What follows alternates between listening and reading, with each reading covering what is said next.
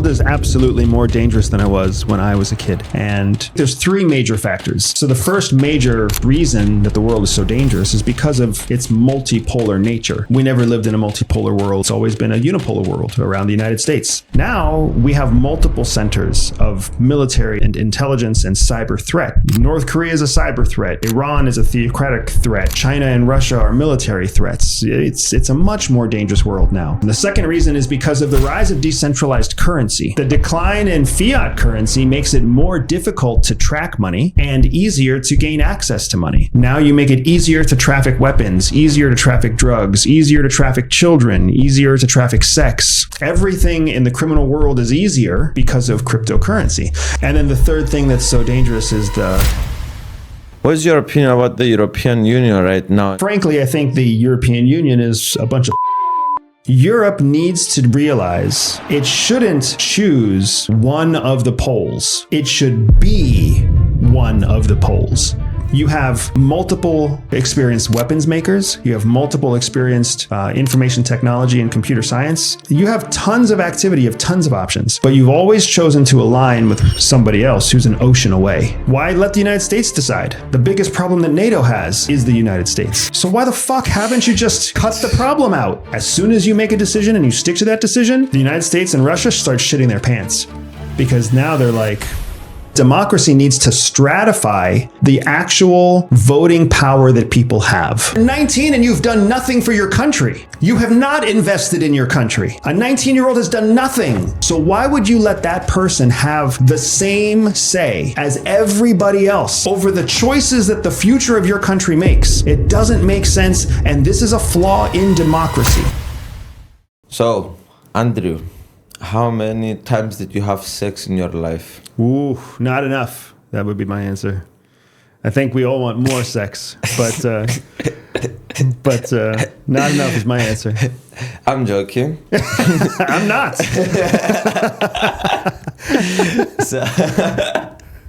So, welcome in the European Parliament. Introduce yourself for anybody that doesn't know you. How do you introduce yourself when you meet people in the streets that they don't know you? Yeah, my name is Andrew Bustamante. I'm a former CIA intelligence officer. This is what you say? Yeah. Well, in the United States. When you meet people in the streets, you say, I'm a former CIA officer. When I meet people on a podcast, that's what I say. Okay. On the streets, I don't meet people. Why? I'm kind of antisocial. I don't really like people. Do you like people? I love people, but I'm closer to you. I don't really want to engage with the industry. That was an honest answer from you. But what do you mean you don't like people? So if you're going to be honest, and I would I make a whole career out of being honest. People are a pain in the ass. The average person isn't interested in what I'm interested in. They're interested in different things. And I'm interested in very high impact, very important issues. The average person avoids that. The average person wants to think about what they're going to watch on TV, what they're going to eat for dinner. They're worried about their kids in school. They're thinking about, paying their bills. They're not thinking about geopolitical issues. They're not thinking about democracy. They're not thinking about the future of the world. They don't want to think about those very stressful, very important topics.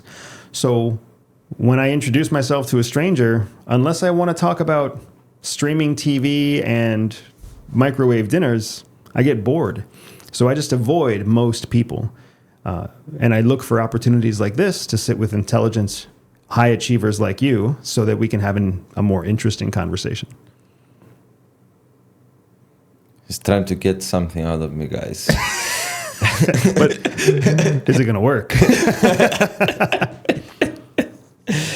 Okay, but in general, some stuff that they don't know, some people don't know about you. You've been a spy your whole life, basically.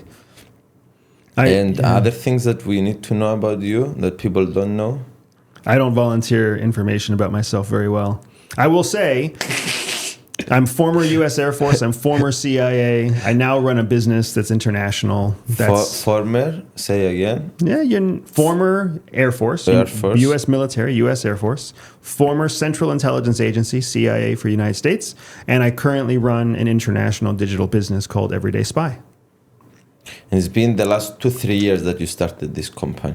6 years, but yes, we've really been successful for the last 2 or 3 years. We've had the benefit of going viral on the internet. We are... Yeah, how you do that? Every one of your podcasts gets multiple of million views. There is some with 20, 30 million views. It's crazy for a person to get so many people to listen to a 3-hour conversation of them. Yeah, it's the... why you think is that? I think there's a few reasons. First, I think people want honest conversations, and they don't get enough of that. You don't get an honest conversation when you talk to a politician. You don't get an honest conversation when you talk to a person in media. So it's really rare to find an honest conversation. I also think that part of it is because we live in a time with so much conflict. So you think you are the only honest person? I think there is a lot of honest people. I think it's because you have so much unique knowledge, isn't it? Well, I don't know. I agree. I don't know.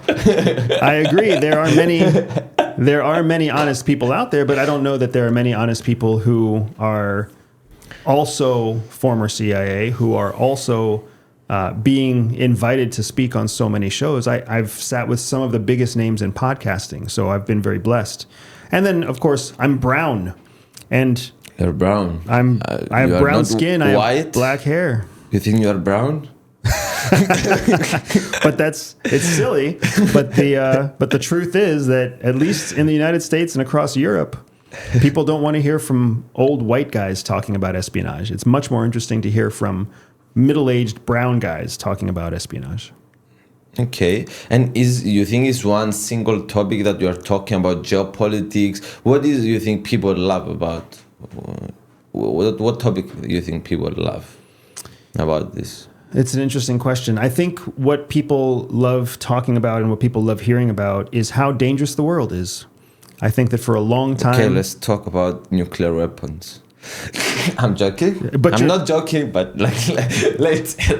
I had an interview this morning with a major UK newspaper, and that is 100% one of their 5 questions for me was about nuclear still weapons. Exist? They're still called media. So, but they're printed in your phone now. Do you see a difference with this? Like, do you do it? A lot of people read it. Do you think still people? It's not primarily the video side that dominated the world. So the United States, when it comes to media, video is, I think, the most consumed, but written media is still the media that's consumed by the most intelligent people. Okay. Intelligent people don't like to watch videos because they take too long to get the message across. A smart person really likes to read because they can skip, they can skim, they can get right to the facts, and they can move on to the next thing. Okay. Definitely I'm not a smart person then. No, it's interesting. I mean, if you look at the statistics around reading, I don't know if you've studied this or if you looked at this at all, but only 1 out of every 5 people finish a book in a year. Really? That's the average right now.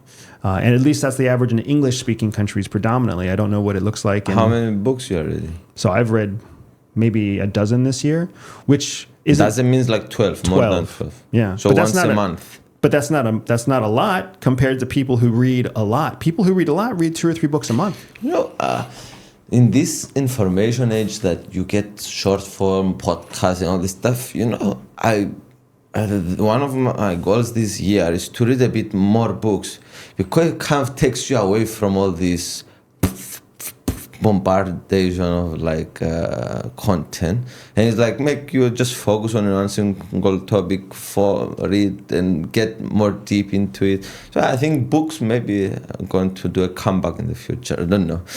I hope so. I am also a published author, so I certainly hope that books will make a comeback. Do a plug, please. Do a plug? Read my book, Shadow Cell, a New York Times best-selling account of a CIA spy officer's operations in dangerous places, carrying out clandestine operations. Shadow Cell, yours on all major book platforms and in audio format as well. That's my plug.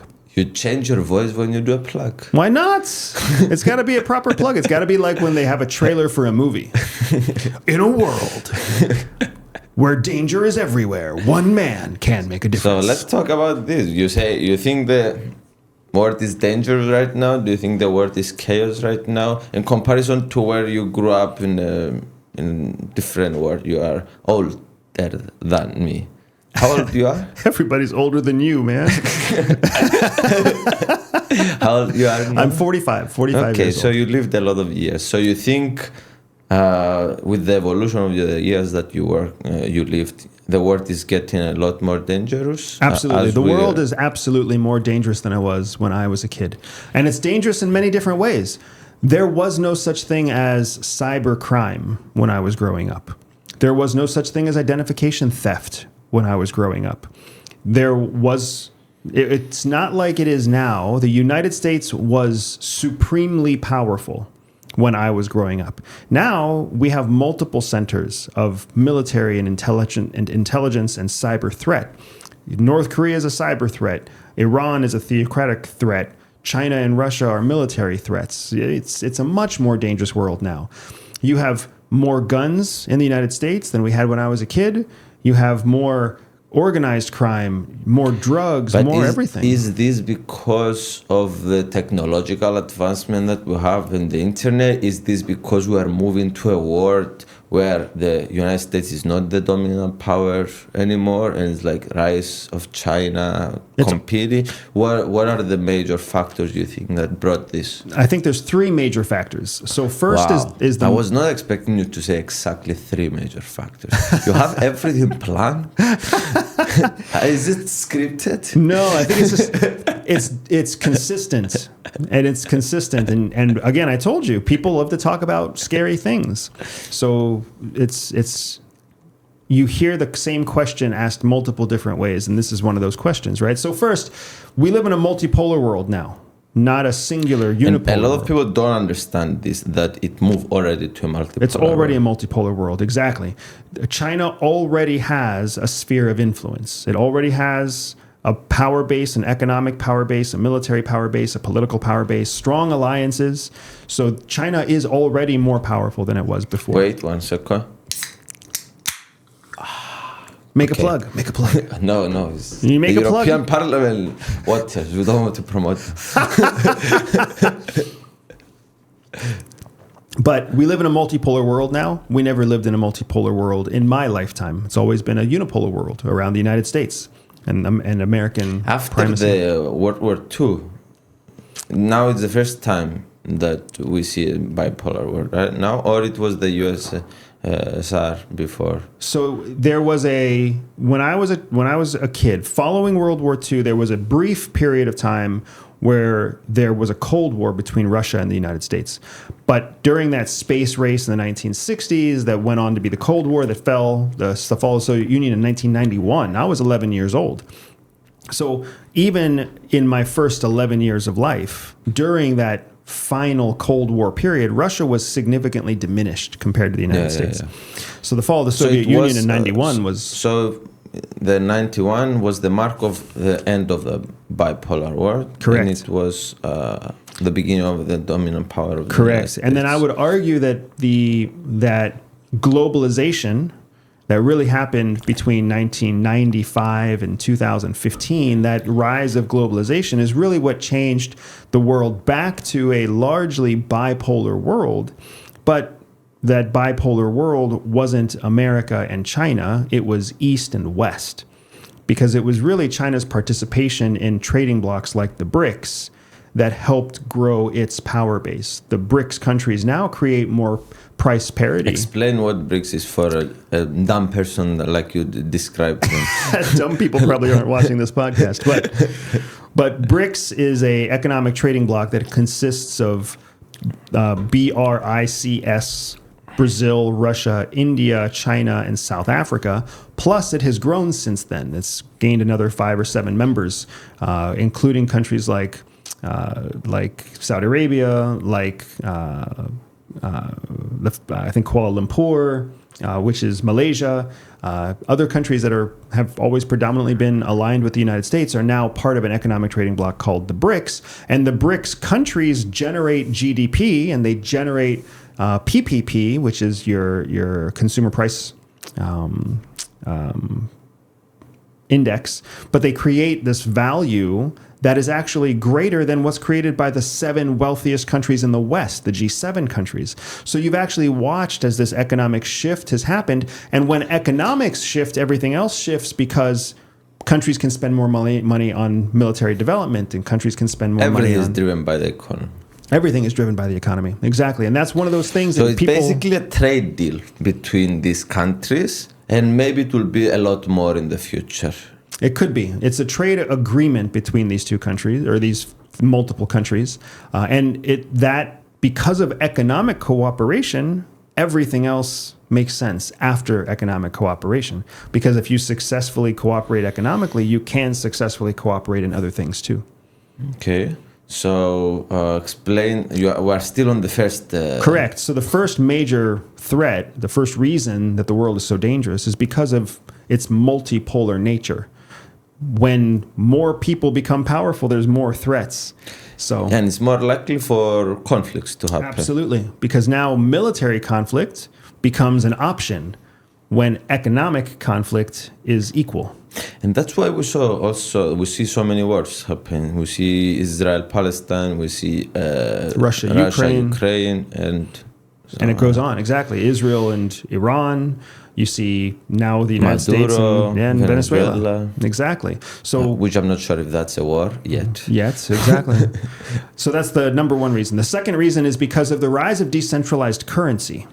Okay. The decline in fiat currency makes it more difficult to track money and easier to gain access to money.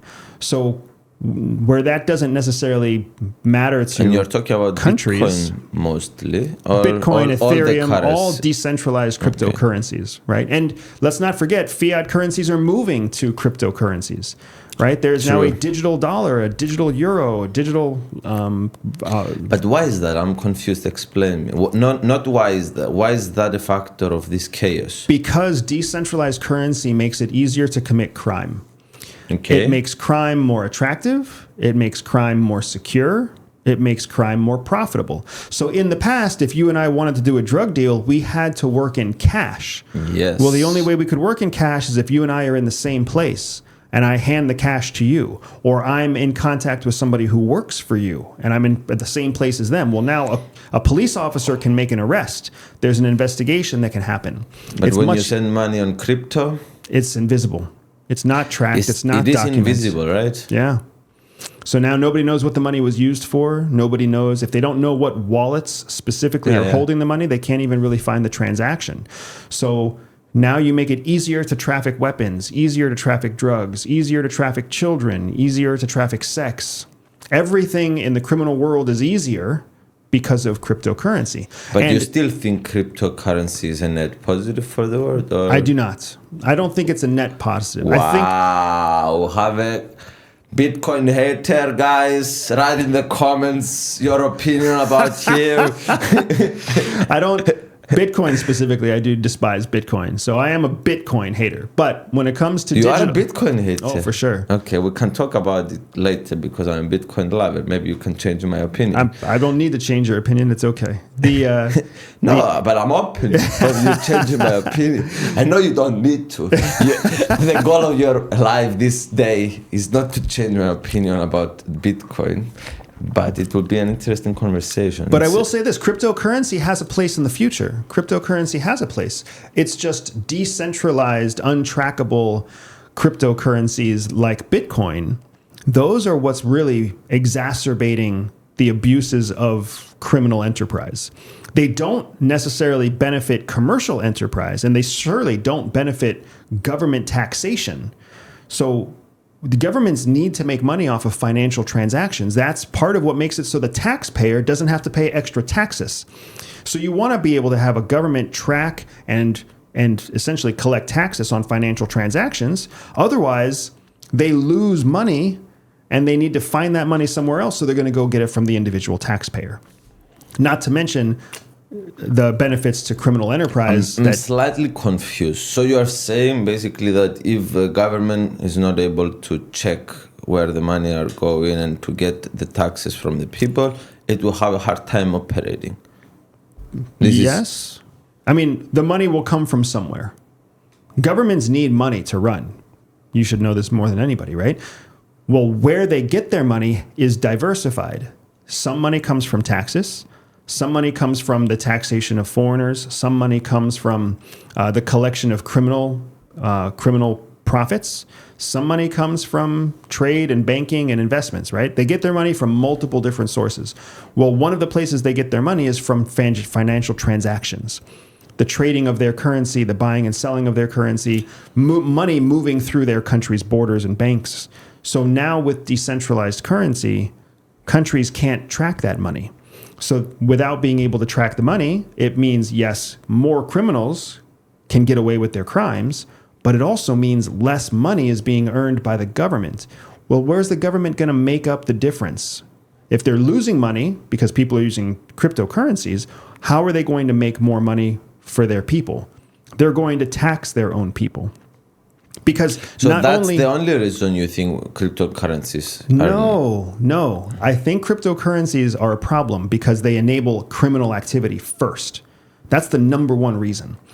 But while they enable criminal activity, they also actually cost the government more money because the government can't make money off the financial transaction and the government can't make arrests where they capture illegal funds and bring those funds into the government coffers.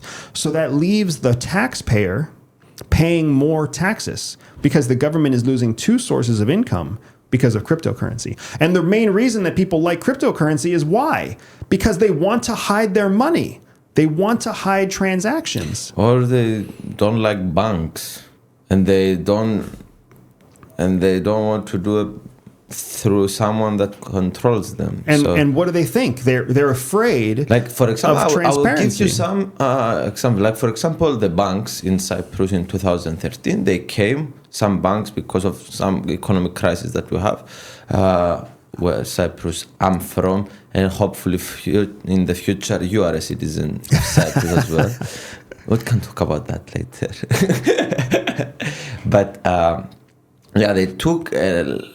If you had more than 100,000 in your bank, they took your money. So like a lot of people don't trust this bank system that is fully controlled sometimes by governments, sometimes. So it's an alternative. Like it's not, maybe if we find a way to, in a way, regulate the and make it so not so much criminal activities happen. You don't think there is a path there, or you think like cryptocurrencies equals crime? No, I think there's a path, but the path is through regulation. And the whole value of cryptocurrency is deregulation. It's and decentralization. Decentralization. Well, regulation and centralization go hand in hand. So what I have found is that people associate cryptocurrency with privacy. I have no problem with people having a reasonable expectation to privacy, but your privacy does not take precedence over national security and enforcement of the law. And people need to understand that. If they believe that their privacy takes precedent, then essentially they believe that the privacy of criminals also takes precedence over their own personal protection, their own personal freedom. And that's the sticky situation. That's the more advanced conversation that people aren't having. Instead, they end their conversation simply at, I don't trust the bank, and the bank doesn't deserve to know how much money I have. I don't want the bank to take my money. They completely forget the fact that the bank is investing that money and being taxed on the investment by the federal government, who is also taxing the person. So they don't realize how much benefit they have from a centralized, regulated banking system. So what are the steps that need to happen? The difficult conversation that you're saying. The difficult conversation is that people need to ask themselves, do they really believe in digitally decentralized currency? Do they really want that? Do you really want to have complete ownership and privacy of your money, which also means if somebody steals your digital currency, there is no recourse for the federal or state law enforcement to be able to find out who stole it. This is one of the biggest problems with Bitcoin. Huge amounts of money are lost. They're stolen, they're squandered, they're literally just misplaced. And there is no way of finding that money. So if I hack into your crypto wallet and steal your money, you can't go to the police. There's no evidence trail. And it's decentralized money, so there's no insurance. The bank can't back it up. So if you lose money in a bank, you can at least sue the bank. You may lose, but you have options, right? Money's insured, money's protected. It's not that in a decentralized banking system. So do people really want that? Or are they basically just being marketed through crypto newspapers and crypto websites and crypto influencers to believe that cryptocurrency is somehow better than fiat currency? I believe digital currency that is regulated and centralized has a future for all of us because it's convenient, it's efficient, it's insured, it's taxed, it's contributory to society. But decentralized currency that is off the books. So you don't like what El Salvador is doing? El Salvador is a rare example. And let's be honest about what El Salvador is. El Salvador was a crime-riddled, developing third world country. It's completely different than a first world economy. And they needed radical change in order to take advantage of and save their country. And cryptocurrency is only one of many radical changes that they have been making, right? So what we are seeing is that as El Salvador modernizes, they're going to have a very real problem honoring their commitment to cryptocurrency because criminals will continue to thrive. It will just change. The criminal activity will go from being gangs to being cybercrime. So you think by a huge percentage crime increases when crypto is, yeah? That's not just me. That's empirical evidence collected by law enforcement agencies across the United States. Cool. What's the role of AI and the future evolution? Because now with AI, we're talking about a different world. We don't know if money will be a thing in the future. Money will always be a thing. There's always... I don't know. Elon Musk argues that it will be abundance for all. Money will lose their purpose. If everyone can have whatever they want, in 50 years from now with robots and increase of productivity of the economy to astronomous numbers. So, yeah, what's your thoughts about I think this? Elon Musk is one voice. And if you want to believe that voice, you're welcome to believe that voice. But Elon Musk's statement on that specific topic goes contrary to what economic law dictates. Economics is based on the fact that there is not abundance for all, that everything is a limited resource. So while AI will be able to enhance everyone's life, it will be able to expedite and exacerbate the wealth of the wealthy. It will not be able to do that for the poor. It will replace the poor. It will replace the working class. I think the thing that people are not realizing is that as the wealthy get wealthier, they will have more children, and their children will also be wealthy. But as the poor get poorer, if they have children, those poverty-stricken children will die. But isn't it the reverse that is happening? Actually, when you are poorer, you have more children. Yeah. And if you are rich, you have less children. Correct. That's what's happening right now, but poor children don't become wealthy, right? Opportunity becomes more and more focused over time. So opportunity is tied to wealth. Again, this is another economically, mathematically, empirical fact. When you have opportunity, when you have wealth, you give your wealth and your opportunities to your children. So you might have 3 children instead of having 1. And all 3 of your children have great opportunity for future wealth. Where a poor family might have 5 or 7 children, all of those children are poverty-stricken. And all of those poverty-stricken children don't have opportunities. So they just go on to go to jail, or they go on to die young, or they go on to immigrate and leave the country, or they do something else. But they remain in their poverty state with a higher likelihood than wealthy people. So Elon Musk is envisioning a future where there's abundance for all, but he's also envisioning a future where the overall population is much, much smaller because poor people will die, poverty-stricken people will not survive, and wealthy families will continue to propagate wealth. So there will be abundance for the people who survive.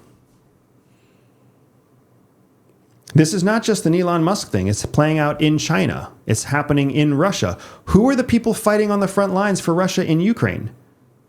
Convicts and poor people, not trained soldiers. Because convicts and poor people have no choices. They have no options. And one of the unfortunate truths that we all need to accept. Convicts mean people that were convicted? People who were in jail. Okay. Right? And the vast majority of people who end up in jail are poor because they have to turn. Later, guys, we're going to talk about the war in Russia and Ukraine and what's the effect in the European Union and the rest of the world. So keep continuing listening us. You're changing your voice. Oh. I was doing a sell. Okay, continue on the. So your assumption here is that wealthy people will have kids, and the poorer people their kids will not survive long term. It was like evolution in a. It's already happening. Okay. And it's fundamental to a first world country that population shrinks and population among poor people shrinks faster than population among wealthy people. Is that true? Again, that's all math. That's all economic principles. Population of poorer people shrink faster than the rich people. But maybe it makes up because they make more kids. I don't know. We need to research this. Maybe you are correct. Well, it's not about the number of children per person. It's about the number of people who become contributing members to society. When you have 5 children and 4 of your children go to prison, it's completely different than somebody who has 3 children and all 3 children contribute to society. And then all 3 children make 3 more children, and all of those children make 3 more children. Since we're on this topic, what do you think about this, that we don't have enough kids now? Like, for example, in Cyprus, the birth rate, and all, so in most countries in Europe, it's like 1.3. Like, you are going to lose people in 50, 100 years of the country. And this is a problem that so many countries face. So what do you think? Do you think it's a problem? Do you think it's something that we should be concerned about? Or? I don't think it's something that we should be concerned about because the lower birth rate usually ties to an increase in affluence. Meaning people don't become... throw words that I don't really know. Affluence, I don't really understand. Wealth. You can make fun of me, guys. I'm a member of the European Parliament and I don't know a lot of words. Well, you speak multiple languages. I only speak one language. So, do you? I only speak one fluent language. So you speak other languages? I speak, but it's not fluent. You speak better English than I speak anything else. But you know a lot of languages. I will say this only in court. No, but I think a decreasing birth rate ties to the fact that more people are pursuing opportunities for economic wealth. That's true, yeah. And they want to defer children. They want to defer or avoid children so they can pursue economic wealth. And countries thrive when they have strong GDP per capita. So countries, I don't think, need to be afraid of declining birth rates. What ends up happening is countries that depend on a social welfare system or a social welfare structure, they need large populations to collect Social Security so that they can tax future generations. But I think that whole Social Security infrastructure is a question that is proving to be archaic. It worked when you had large populations. So you don't think pensions are a thing of the future? No, they shouldn't be. Explain. So we should let people work until they are 102? I think pensions and retirement are different things. Explain the difference. A pension means that you have given a certain number of years to one company, and then that one company owes you for the rest of your life. That's a pension. Okay. Where retirement means that you've worked for your whole life, and now maybe the government pays you some sort of stipend to help you survive until your dying years.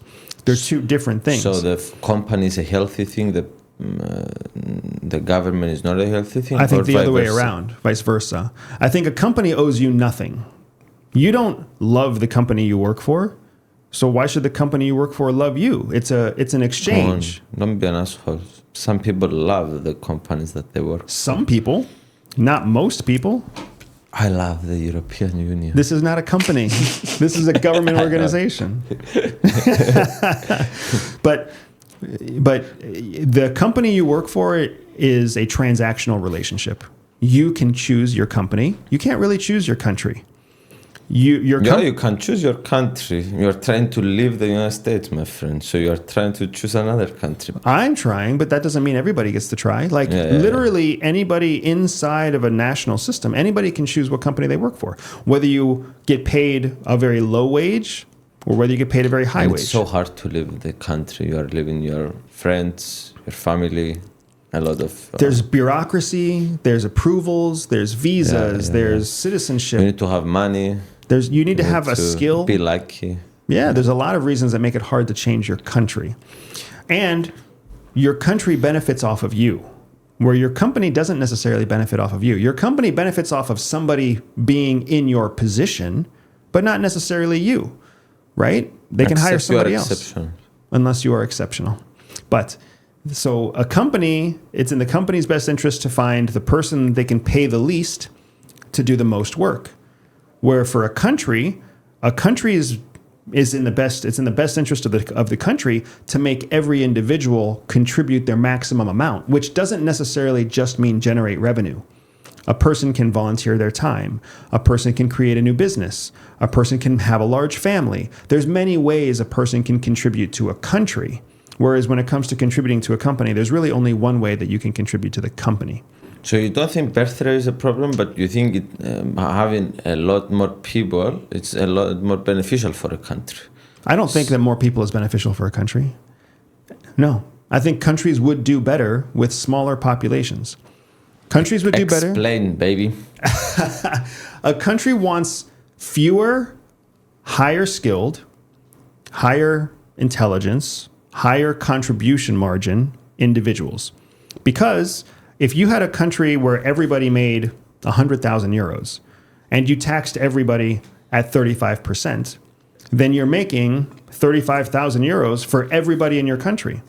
And none of the people in your country would need social welfare. So you don't need to put any money into social welfare because everybody's already wealthy.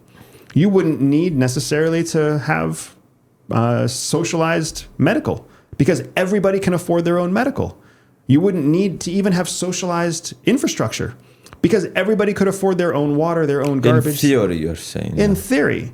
But what's happened is because of where we are now is based off of where we were in the past. And where we started was as manufacturing bases. Wait, I want to stop you. And it goes a bit against to what I understand about the word. So a country, like for example, the United States, if it works, how one country is powerful is people, GDP, money, and military. So this is how you measure power in a way, in the current world. I don't know in the future. So a country wants to be powerful because this is how the world works. The more powerful you are, the more stuff you get, the more trade deals, better trade deals, other people are afraid you, blah, blah, blah. So it goes a bit like what you say, necessary. You don't want more people. It goes a bit against to what I understand about the word. So explain on this. What you just described is not actually what countries want. Power does not come from people. Power does not necessarily come from military. That's not how national security is created. National security is built around a triangle that has 3 different points. So you are correct, there are 3 points, but the 3 points that you listed are not the actual points of concern. Please correct me. The first pillar is power. Countries need power. The second pillar is influence. Countries need influence. And then the third pillar is security. Countries need security. So when a country, a first world, sophisticated national security strategy is built around these 3 points: power, influence, and security. Power means your ability to project your desires. So that could mean military, but it also means trade. It also means language. It also means currency, wealth. You can project power in lots of different ways. Influence means that you're able to get what you want with less resources. So you're able to convince people to partner with you. You're able to force people to bend to your will. You're able to threaten people to get them to do what you want them to do. So countries want power to project and to take what they want. They want influence so that they can get what they want with less investment. And then security means they're able to protect what they have. Security means police. Security means taxes. Security means digital protections, firewalls. So when a country is trying to develop a national security strategy, it's built around these three pillars of a triangle that they call the national security triangle. People aren't part of that triangle. The United States, as an example, had two major economic boosts. One came at the end of the Civil War. One came at the end of World War II. Why? Because hundreds of thousands of people were killed in World War II. Millions died at the end of the Civil War. And when you have that huge loss of people, you have more GDP per person.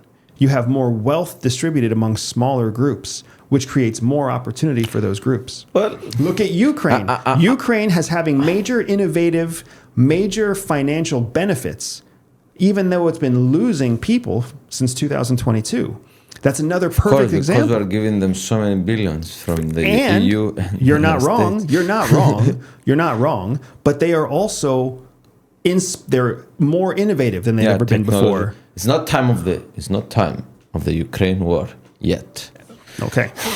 So, but just to push a bit back. So, if United States had 1 million population, the same rich, the same everything, same land. Come on, who would consider the United States as powerful?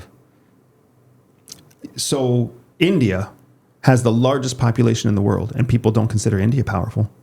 Well, it's rising very fast. Still, they do consider. Even now, you don't consider India powerful. Well, where would you list the powerful countries before India? Who would you put on the list before India?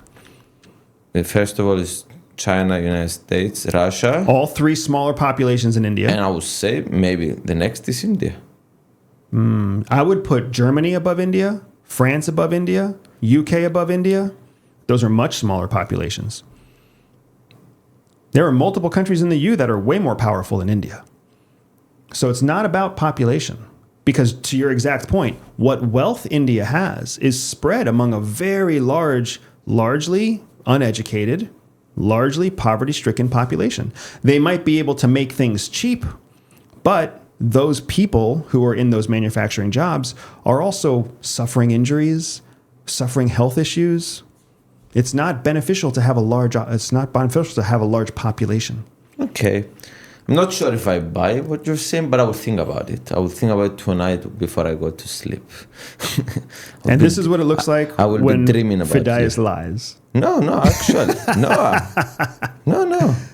Maybe I know that when I go to sleep tonight before, but I will actually think about it. It's something that because I don't know, I read the book of Professor Messheimer. I don't know if you know him. Messheimer is a geopolitics person that talks about how the world works. And he explained in a very cool way that this is kind of how you measure power. So that, anyway, it goes a bit against to what I believe, but I will research a bit more because maybe people is not, and also maybe in the future we're moving to a world where people doesn't mean power, because with all these drone wars and all this stuff that will happen, like now the casualties, 80% of the casualties in Ukraine and Russia, I spoke about it later, is from these drones. So it's technological, and we're talking about robots and all this stuff. So I don't know if people means power in the future. I'm with you on this future, but I'm talking currently, but yeah. And it's also interesting because does people really mean individuals? Does people mean individual lives? Or does people mean the quality of your people? The knowledge and skill set of your people? And to support what you are saying, Israel has a very low population. And a very large amount But of power. they're putting up with Iran and all this stuff, which, yeah. Anyways, so we talk about the two things. Correct. So we spoke multipolarity, the rise of crypto, and then the third thing that's so dangerous is the threat to democracy. The world is seeing that authoritarian leadership has benefits. China is a growing center of influence led by an authoritarian. Russia has carried out a war largely by itself, and it's an authoritarian country. Donald Trump is a president that leads using authoritarian techniques, more so than democratic techniques. You see the rise of the far-right leader across Europe and the rise of nationalism across Europe. Again, authoritarian techniques over democratic techniques. So the world is becoming more dangerous because... Talk about that later in your speech, where he is going to give a speech here in the European Parliament in front of a lot of members. We're making an event, and they will love this. They love when you speak about democracy. And they are here, their number one fear is or Russia or far right. So in this house. So I will not say my opinion now, but they will love it. They will immediately stand innovation. But that is a very real thing that makes the world more dangerous, because people, when you have the idea of non-cooperation, it creates more opportunity for conflict. And conflict is dangerous, because conflict means competition over resources. Conflict means violence. Conflict means the movement of opportunity, taking away or preventing you from having opportunities for anything, for success, for food, for safety, for a peaceful rest at night. So the world is becoming more and more dangerous because multipolar drives more conflict, cryptocurrency drives more conflict, and authoritarian thinking, the idea that you have to flex your power, creates more opportunities for conflict. And conflict is what's dangerous. Okay, let's talk about democracy, because, I am a bit skeptical when we try to make everyone democracy. We try to overthrow governments to make them democracy. We try to, like, Dubai, it's not a democracy, but it's functioning in a way very well, and the growth, the people are happy there. As far as my experience, United Arab Emirates would call themselves a democracy. Okay. So Dubai is just one city in a country that calls itself a democracy. Is it a democracy? So now that's the better question. That's the better question. Is it really a democracy? Because there are many countries that call themselves democracies, but aren't really operating according to a democracy. And there's all sorts of subcategories of democracy. Yes, but what my argument, let me finish, is like countries why we're fixated to this, everyone needs to be a democracy is the better system, we're trying to influence everyone to become a democracy. There is, for every society, this is what they're used to, this is how it's something different that they need, not exactly a democracy. And we saw all these attempts of the United States try to make Iraq a democracy, and like Afghanistan, and they failed miserably, and they just brought chaos with their attempts. So of course, also it's like Maduro is a dictator. This is what the United States were saying, and I agree it's a dictator. But we need to remove him because he's a dictator, and also he has oil. At least Trump is admitting this. And then the first thing that they do is try to get the oil, not to make. Hopefully this doesn't break the oil. 1 second.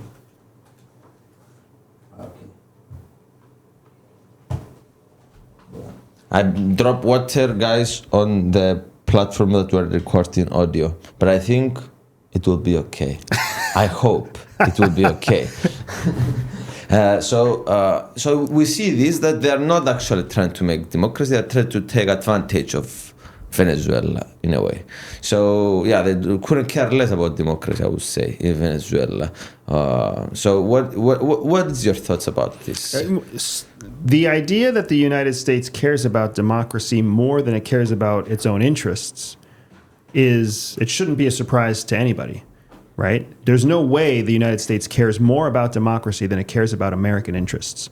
Democracy is just a very easy word to abuse because very few people know what it means, and very few people actually exercise true democracy. There's different flavors of democracy, different types of democracy. There's different exceptions to democracy, right?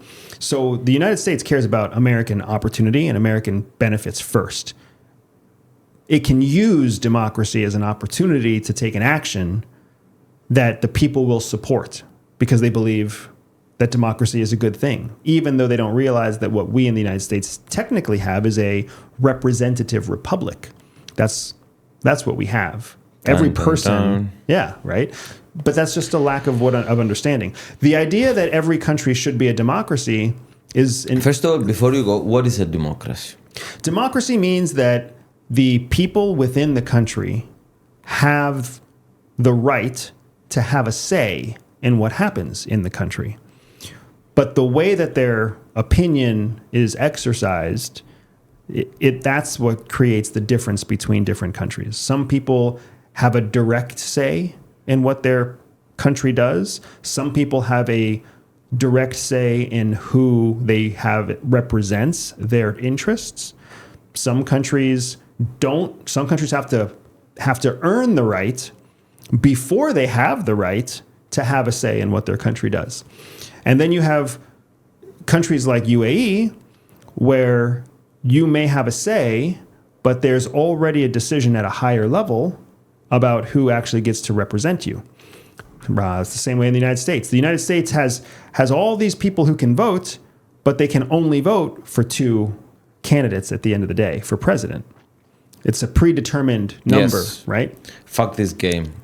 I agree 100%. It's like we have also in Cyprus, we vote for a president, and like they give us 5 sheets and they say choose. Is that a choice when you actually don't have the opportunity to influence which people are going to be your choices?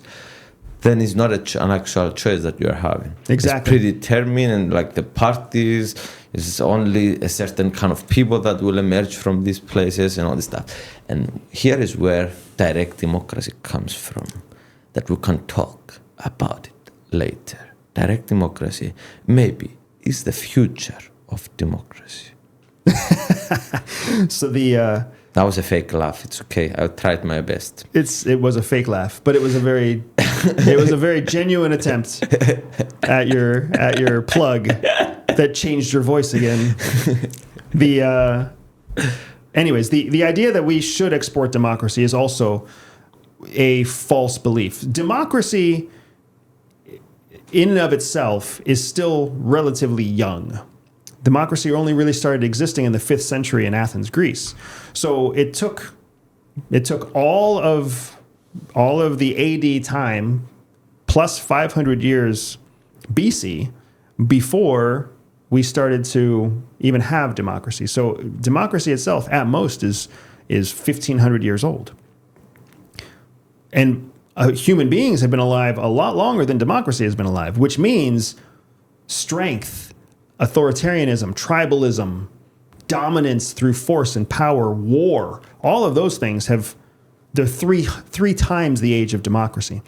So we still don't really know and maybe more. And more. And we don't really know how to apply democracy yet, especially not apply democracy to multiple different types of cultures and countries with different economic interests, different levels of education, different social structures. It's very, very hard to export democracy, but it's very easy to claim that your war or your conflict is in support of democracy. And then as we abuse the word, we reduce the trust in the institution itself, right? So we start to see this phase of our world now, where democracy, I would argue, is on the decline. Fewer people trust democracy. Yes. Fewer people we want see this democracy. in the results. In most countries, more than half of the people or half of the people, they don't vote. They have the right to vote, but they don't vote. Correct. They don't exercise the democratic freedom that they have, which if you don't exercise something, you lose it. Interesting and threatening. If you don't exercise a muscle, what happens? If you don't exercise... I never voted in my entire life. I only voted myself. So egoistic.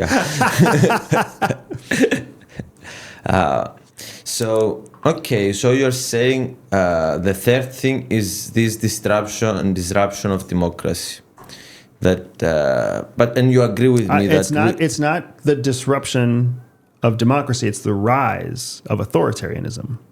That's the third risk. It's not that democracy is declining. And that brings with social media mostly? No? No, so I don't think so. Authoritarianism is a way of thinking. It's thinking that... And how do you define authoritarianism? It's a powerful leader that essentially passes authority instead of seeks consensus. That's authoritarianism. Okay. So even in a democracy, you can still have authoritarianism. Even in a dictatorship, you can have authoritarianism. Even in a church, you can have authoritarianism, right? It's when a single authority exercises rights and freedom and privilege over the consensus. Okay, so we talked about these 3 points. Why the world is going to chaos. And you didn't involve so much nuclear weapons in your equation. You don't think this is one of the reasons that the world is dangerous? No, I think nuclear weapons are a subset of one of the other 3 things, right? In a multipolar world where there's more conflict, how is one of those conflicting countries going to exercise their power? Potentially through a nuclear weapon. In a world where more crime exists, there's more opportunity for a nuclear weapon to fall into the hands of a criminal organization. And now you have a loose nuke or a dirty bomb that goes off somewhere because of a criminal enterprise, not because of a national actor. And in a world with more and more authoritarian leaders aren't going to listen to the consensus that says don't use a nuke. Authoritarian leaders are going to feel empowered to exercise their nuclear capability on their own. So since we are on this topic of democracy, before we go to the United States and a bit to the wars that are happening right now, so do you know what I'm doing in Cyprus? So the goal is to exact thing that you are describing. That's the exact reason we're doing it. So we started a political party. It seems that it's going very well. In the polls is showing us very good numbers, and we have elections in 4 months. I started a political party in a way to remove the power from these leaders that are, and to give it more back to the people in a way. So just some examples of how this is happened. Like, for example, now when I'm inside the EU, and there is a vote here in the EU about Mercosur agreement, or about doing sanctions to Russia, yes or no. I put this on an application that people can only Cypriot people, they verify with their ID, and they vote on what I will vote inside the European Parliament. And this is more, in a way, closer to direct democracy. Not everywhere. I vote 500 times a year. It's not, I put 10 votes to the people. It's not everything. So this is an attempt that, and for example, when I came here, I put a vote. Do you want me to join a political party here in the European Parliament or not? And they voted for me to be independent or to create my own party. Political party. So it's this attempt. For example, like you said before, we don't have MPs. I'm giving this to the world as well, guys. I'm trying to explain you because it's a case study. I don't know if it will work. It's a test, it's a trial, it's like a startup thing that we're doing. So anyone in Cyprus can become an MP. Now we have parliamentary elections in Cyprus, and we have an application that has, and I put B-roll now for people to see, that has now 190 people that want to become candidates. They put their candidacy, they're making videos there, and we're going to have elections to choose the 56 people, because we need to choose 56 to be on the ballot, and the people will choose. We are going to have elections inside this app. So it's bringing more the direct democracy, and also what are the policies of the party is not 100%, is not people inside the app. We have a thing that put the priorities that you have for Cyprus.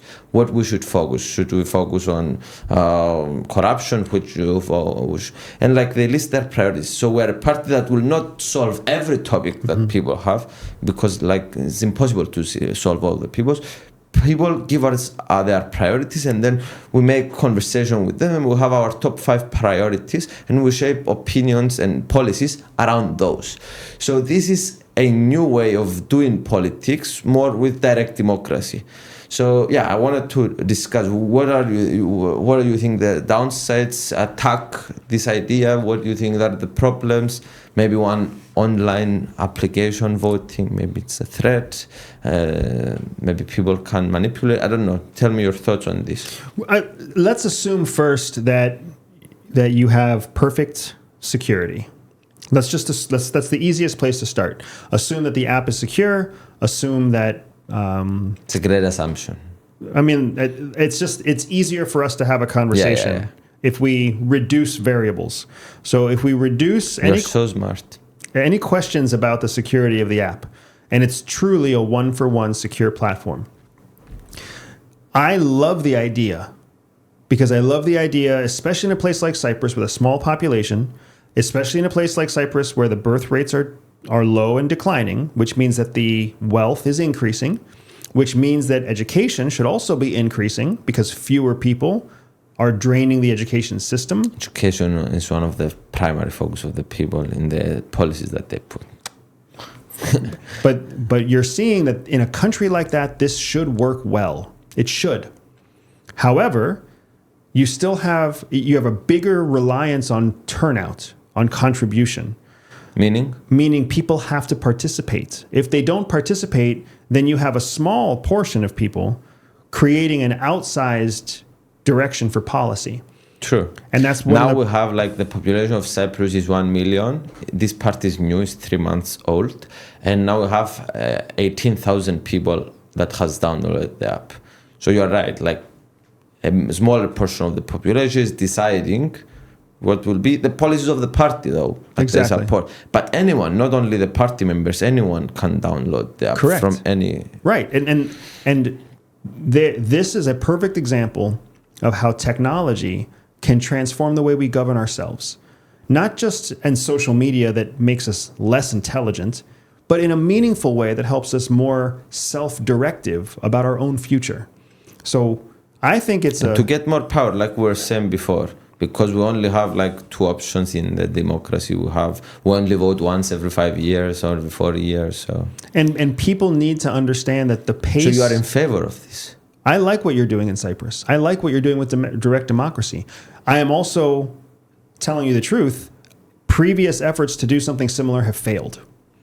And they fail in large part because of adoption. People don't adopt the tool. They don't adopt the practice. They don't show up to vote. They don't learn the policy before they cast a vote.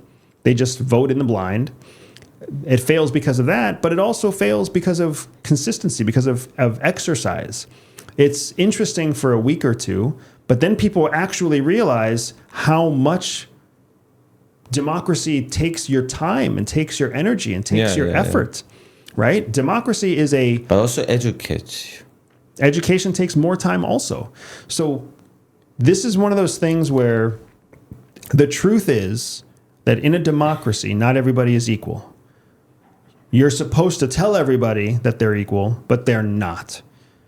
The majority of people in a democracy are supposed to create GDP. They're supposed to create revenue. They work all day. They spend all day. They sit around and pay for entertainment. That's what they're supposed to do. And a very small population is supposed to make decisions. And that's how democracy actually works. That's how it has worked for the last 1,500 years. And that is very likely how it will continue to work. A small group of people make big decisions, and a large group of people make one decision to choose the small group of people. But because it's isn't so that resource a bit healthy? intensive. Because like for me, how I see it, let's say we have 18,000 people we have in the app. So these people means that they are interested, they're self-motivated, they are interested in politics, they are learning, they chose to do. So in a way, you are taking not everyone, like you say, every vote is not equal. You're taking all the people that have intrinsic interest to participate inside this. They don't get anything back. They just share power, like in a way, they just vote. So yeah, in a way, it's cool filter system for people to, and to be honest, I'm fucking surprised. I was not expecting this, but like out of the 10 votes that I put the last year, in the 9, I was agreeing with the people. And in the 10th, I was like 50-50, and I was leaning a bit towards the other. But like, it's interesting that actually this system works. And it's not that it's perfect. Anyway, a leader is not perfect. It will make mistakes. And society, when they choose, will make mistakes. But they will learn faster. They will learn more often. And they will become a trained, in a way, society that chooses. If they are only choosing the muscle once every 5 years, they don't have the muscle. So that the coolest thing about this is that the entire society, not the entire society, you elevate the consciousness of the society because you are putting them more responsibility. They will think about stuff. They will see failure, success. They will see some. So yeah, for me, it's like a huge education for the population. The other thing, what I would caution you on, because I appreciate your vigor and I think it's a worthwhile enterprise, but you have to recognize that when people participate, it means that they have the time to participate. True. They have the energy to participate. Well, who has time and energy? Rich people. The opposite. No? The poor people. Interesting. Young people, poor people. They're the ones that don't have a better thing to do with their time. Interesting. Rich people are busy working. Doctors, lawyers are working all day. They don't have the time to play on an app. They don't have the time to research the policy that you're going to make your vote on. They don't have the time to follow social media. They're working. People who have children, their time is spent with their children. They've got to get kids ready for bed. They've got to get kids' teeth. So you're only talking, the people that you're seeing contribute the most are actually the least productive GDP people in your country. That's an assumption, though. That's an assumption that can be proven quickly enough if you take demographics about the people that use the app. Yeah. Tell me how much money do you make per year. Tell me how that. old you are. Tell me what your zip code is. Very interesting. Because what you really want to represent is the people who have the largest GDP impact. Because those are the people who have the wealth and the money to leave your country if they choose. Where the people who have the most time and the most opinion are the people who have the less resources to leave the country. Yeah, but in a way, you want, because like, for example, in the policies that you are affecting, you want in a way to represent not the richest people or the most productive. You want to represent all. You want to represent all. So you want a combination of everyone. And if the more people are poorer, you want more people that are poorer, so it represents in a way better the society. Because like maybe you are right on this, because like the first policy that came in the application, it's everything is so expensive, which is true in Cyprus. Like housing went over the roof and all this stuff, and this is a problem across Europe.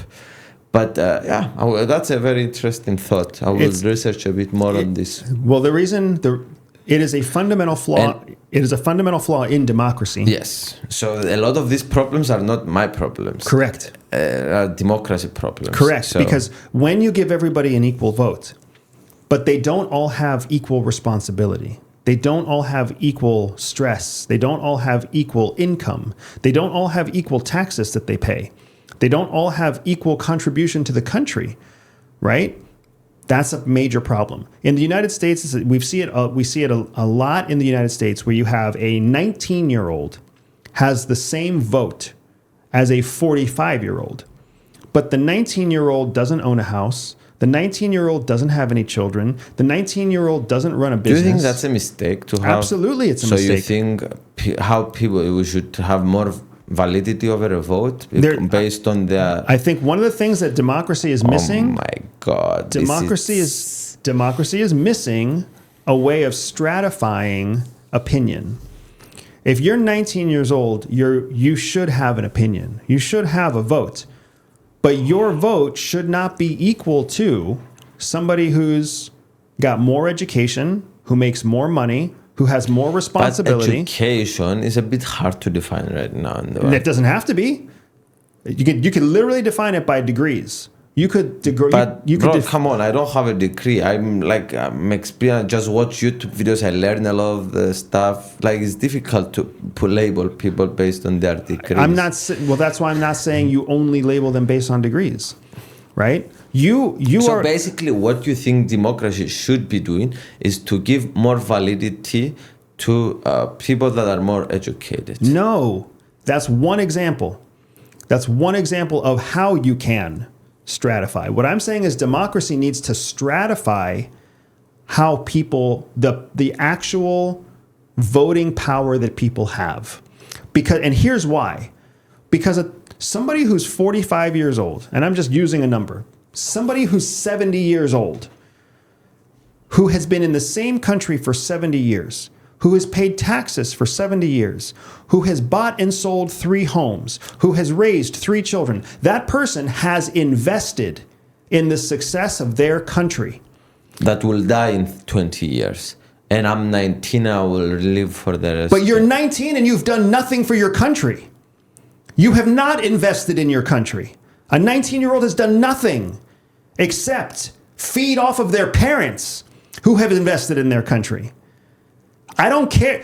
The 70-year-old might die in 20 years. The 19-year-old might also die in 20 years. There's no guarantee that they're going to live to be 90 years old. But a 19-year-old still has the potential to leave your country and dedicate their resources, their time, and their energy to somebody else altogether. So why would you let that person have the same say as everybody else? And we're just picking 2 numbers. We're just picking 2 ages. Imagine every single age in between.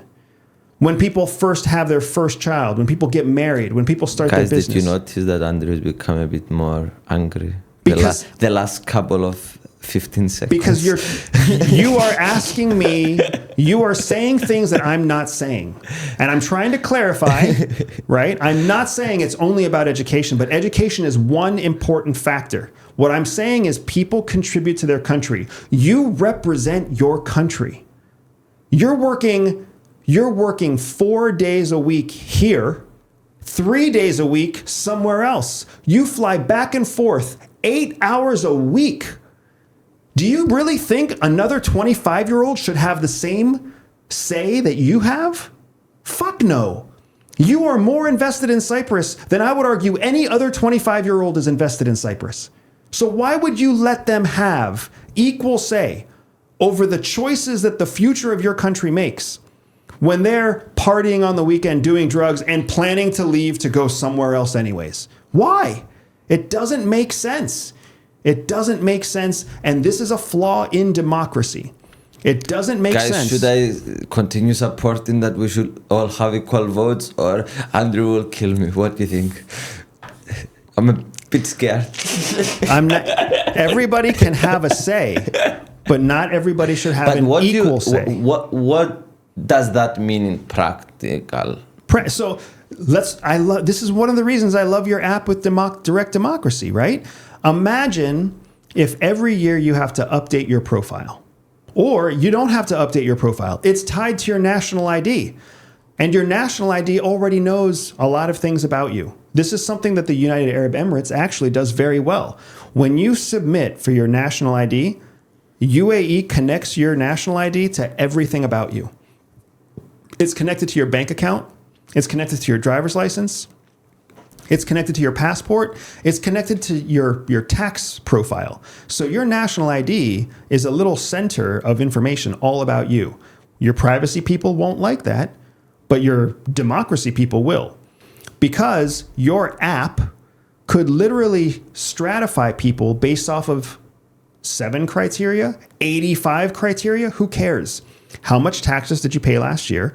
How much foreign travel did you do last year? How many dependents do you have? How much dependent means how many kids? Kids, are you taking care of your elderly mother, your elderly father? How many houses do you own? Like, it can measure all of these categories and create a score. And now when you cast your vote is worth whatever your score is. Where somebody else who's more invested in their country, somebody who owns 3 businesses, somebody who owns 2 homes, somebody who's taking care of 3 kids plus 2 old parents, that person should have more of a say because that person is very heavily invested in the success of the country. Somebody who's a foreigner, if I become a Cypriot and I come to your country, I'm a dual citizen. I'm both an American and a Cypriot. Should I have equal say as somebody who is 100% an exclusive Cypriot? No, I would say I should not have equal vote. I should have less vote. I should be able to vote, but what I say counts less than somebody who's full Cypriot. And if I give up my American citizenship to come to your country, and then I become a full Cypriot, then yes, I should have more say again because I've shown my commitment to the country. And that's not unreasonable. This is very interesting what you're saying. And I think it can bring better results in a way, maybe, if it's tested. I don't know if it's tested like this in the world right now. People have never had the ability. It's always been something that people talk about around the kitchen table, but nobody talks about it around the House of Parliament. Because it's uncomfortable. It's uncomfortable to think that people have different equalities. It is uncomfortable. And the thing that I'm thinking about right now is like, okay, let's say if you go to the people now and you say, not everyone will have an equal vote. Do you vote yes or no? And it's like, because I'm in my theory of direct democracy, if people don't want something to happen to them, you shouldn't do it to them. You should add, because then you are going to have the negative results. People will be against it. That's the problem with politics. And that's the problem with politics. And that's the problem with democracy as well. That's the problem with democracy. Not the problem with politics. What's good for the country isn't always good for the individual. But the individual has a say in what happens in the country. That's why representative democracies have become effective. Because you hire a representative for 5 years or 4 years, and they do what has to be done. Even if you don't like them, and then after their 5-year cycle is over, you can replace them if you choose. But the country still gets served at its highest level for that 5 years, in theory. There's also corruption, there's also mistakes, there's also all sorts of issues. But one of the main flaws in democracy is the idea that everybody deserves equal vote. Just imagine for a second how much more engaged your 35-year-old person would be if at 19 they started earning more responsibility every year for participating on the app, for participating in their country's democracy. If you're only worth 25% of a vote when you're 19, and every year that you contribute, every year that you participate, you earn more and more and more and more. Now, by the time someone's 35, they use the app all the time. They vote for everything. They read up on everything. They always have an opinion. They're fully engaged. And especially maybe they are unique in one specific area. For example, they are working in the healthcare system. So maybe their vote should have more validity on that. Oh, yeah, in that sector. When it's a vote about that, because they know and understand a lot more than it's about foreign policy. Correct. Or something like that. And that's what's so powerful about a process like what you're building. Yeah, I don't know. It's not something that we are going to do in Cyprus very soon. But this is because it's uncomfortable and it's scary. Yeah, it is scary, and also like you can the society needs to be ready sometimes, I think. So in a way, in a conversation, to put it, maybe to test it in a small scale, to see if it's working, it's producing results, and how this sophisticated method will work. It's like a very complicated. It's not like a simple topic Correct. that you can do right now. But it's first steps that we're doing. So, okay. You are here in the House of Democracy in Europe, European Parliament. When you stepped your foot yesterday, it was the first time in your life, right? What did you see? What do you think generally about the European Union? I want your thoughts. It was really exciting, to be honest. It was really exciting. And there's a lot of it that's tied to my personal opinion, right? I am personally a fan of Europe. I am personally a fan of the European Union. I personally value Europe as a growing sphere of influence in the world. That's why it was very exciting to me. It may not be exciting for somebody else, but it was very exciting for me. I was surprised first by the security here, because I'm accustomed to security in the United States, which is much, much higher than it is in most countries. So the fact that I have a little paper badge that I can scan and go through gates is kind of... The spy inside of you talking right now. It's surprising to me, yeah. The fact that I go past my security guard isn't a federal officer. It's just a security guard for a company who puts me through a little machine. They accepted my passport was just a picture on my phone. Like, these are interesting little things where I'm like, that's not very secure. Don't say this. People will come and enter the building, my friend. But it's interesting, right? So those were the first things that I was like, oh, this is so different than the United States. It's possible to come and sit the European Parliament, where there are a lot of high-profile people and sometimes presidents of countries and all this stuff. With no... or very little security. Yeah. Right? And why do I say that?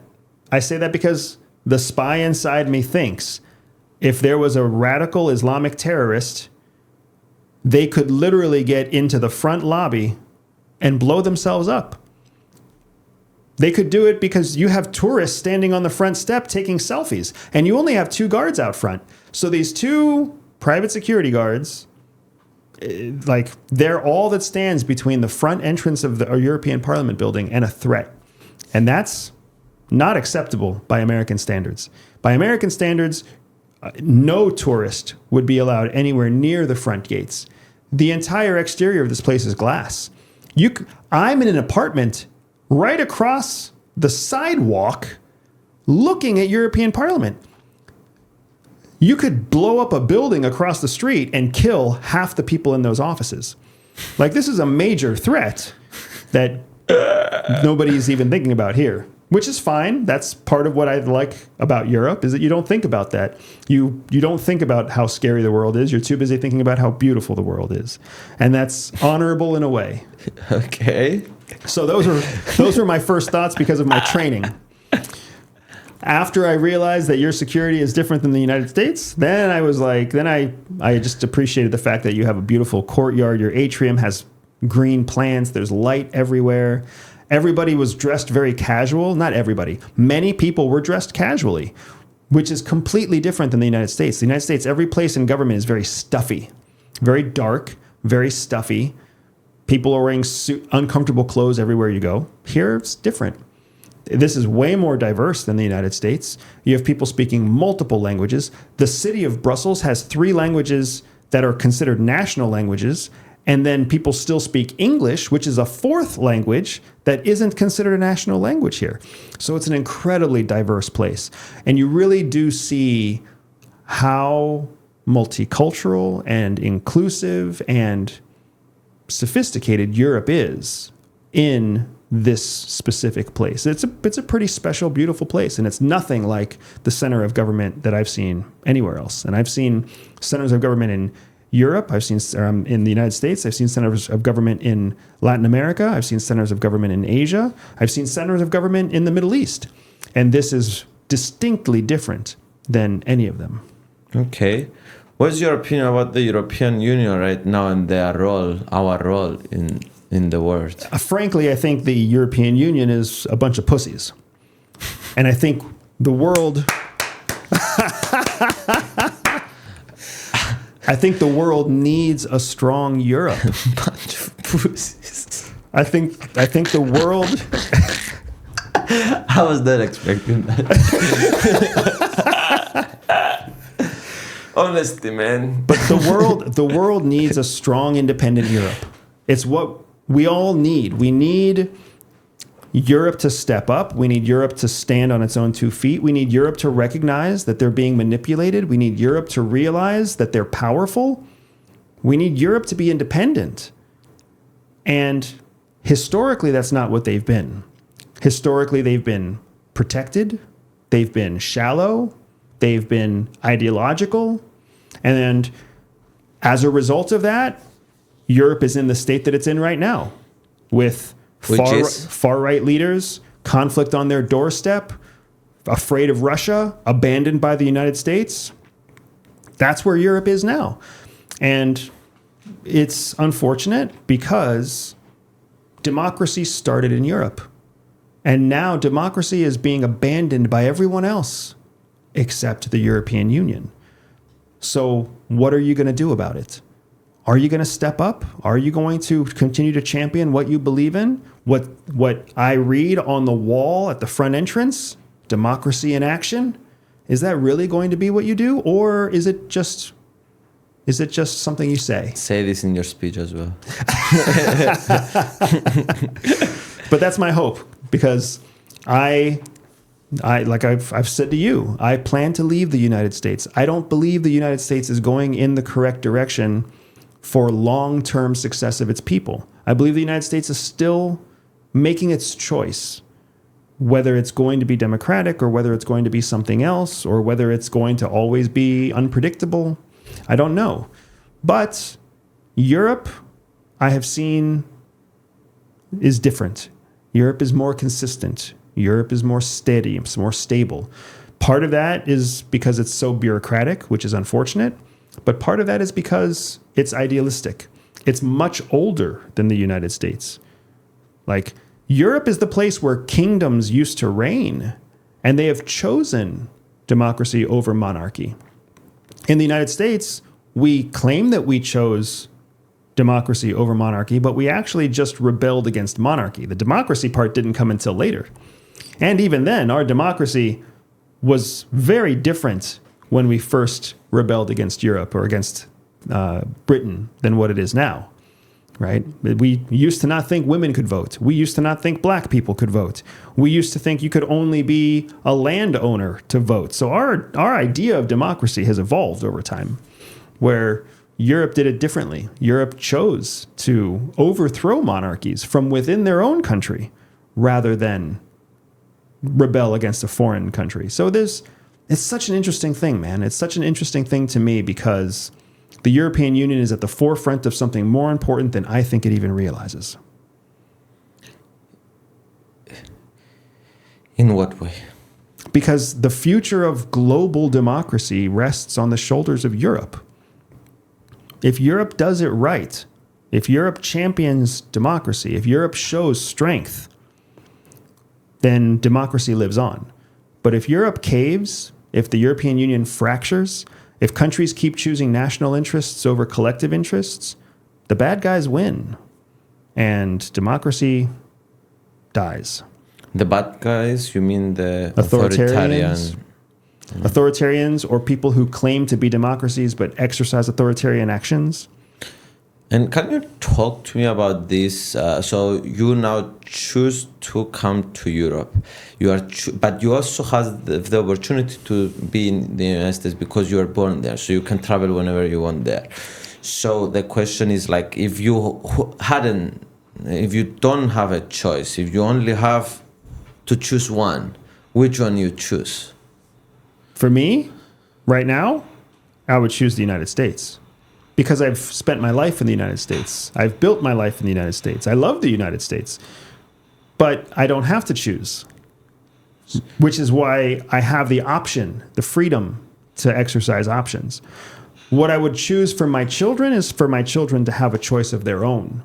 I would rather my children have 2 citizenships, and then when they become adults, they get to choose which one they pursue, where they want to invest their family, their wealth, their future. I didn't have that choice. My family, my mother came from Mexico. She left Mexico because her mother left Mexico. So the United States gained all the wealth, talent, and skill of my family because they chose to leave Mexico, right? That's the way the world works. Countries gain when other countries lose. Yeah. Okay, so how we can get our shit together and stop being pussies? That's a great question.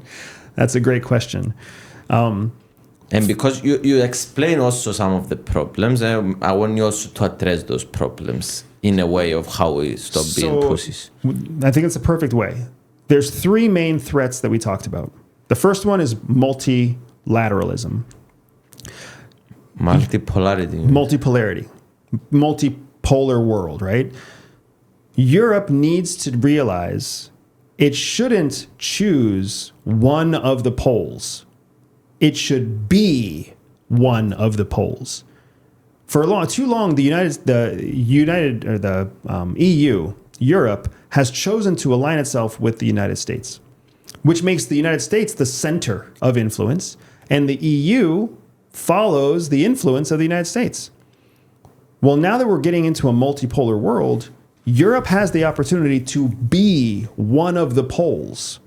So it doesn't have to align with East or align with West. It can stand on its own. We're 450 million people. You're a massive population. You have 2 massive economies just inside the European Union. Just France and Germany, 2 massive economies. You're a center for natural resources. You're a center for innovation. Italy, I would put. Italy's the 3rd largest. Yeah, I'm pretty sure empirically, Germany's the largest. France is the 2nd. Italy's the 3rd, right? So you have tons of potential. You have multiple experienced weapons makers. You have multiple experienced information technology and computer science. You have advanced medicine. You have everything in Europe, and you share borders, right? You have tons of activity, you have tons of options, but you've always chosen to align with somebody else who's an ocean away instead of stand on your own. So when you think about a multipolar world, Europe needs to be a pole on its own, not somebody else's influenced party. Cryptocurrency. Wait, what does that? I will first. What does that mean practically? Means that we do our own defense. Yeah, you do your own defense. Explain me a bit more. What means in practice? To stand on our own feet. You don't import American weapons. You don't wait for the United States to leave NATO. You kick the United States out of NATO. Why let the United States decide? Why? They're already showing that they're not fully committed to the protection of Europe. So why would you fully commit to the United States being part of it? Do you think NATO is helpful, but not with the United States? I think NATO is critical to Europe and optional to the United States. And that's what Europe hasn't realized yet, right? Europe needs to think about Europe first. Instead, what happens is countries inside Europe think about themselves first. Spain thinks about Spain. France thinks about France. Poland thinks about Poland. Who's thinking about Europe? And a big part of the reason that everybody's so dedicated on their own protection is because they don't have faith in the larger European organization, because they believe the larger European organization is dependent on the United States. It's the first time that I thought about this that way. I was thinking always about NATO, that because the center of attention in the United States, I was thinking maybe it's not good, NATO, for Europe because of the influence that the United States has.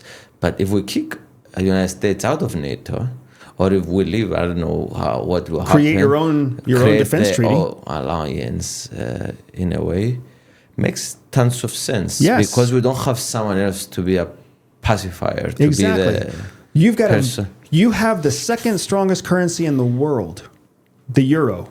It's more stable than the United States. It's worth more than the dollar. It's a very strong currency. And it exists because the collective GDP, the collective economy of Europe, is so powerful, right? The biggest problem that the European Union has is the United States. The biggest problem that NATO has is the United States. So why the fuck haven't you just Oh my God. cut the problem out? And then you know what's going to happen is... So good United States citizen, though. You love the United States. You're giving us advice on how to kick out the United Because States. the United States isn't holding up its end of the bargain. Not right now. And it hasn't been for many, many years. What Europe doesn't think about is the U.S.'s strategy since the end of World War II. Who had to rebuild at the end of World War II? Europe. So the United States indebted Europe. The United States forced and implemented U.S. benefits, economic reliances, treaties, alliances, military training. Everything the United States did at the end of 1945 and on was to make Europe dependent on the United States, which allowed the United States to no longer have to rely on American resources. So America could stop polluting our own water. We could stop mining. We could stop drilling our own resources. We could diversify and increase our wealth by forcing Europe to do the manufacturing for us, by forcing Europe to be dependent on our technology, by forcing Europe to be dependent on our dollar. Weapons. All of it. That worked for 80 years. Maybe it shouldn't work like that anymore. So that's how we stop being pussies, is to stand up and stop being dependent in the United States. Do what's in... Basically, this is the... Correct. Do what's in Europe's best interest. You're still doing what's in the United States' best interest. And that's great for me.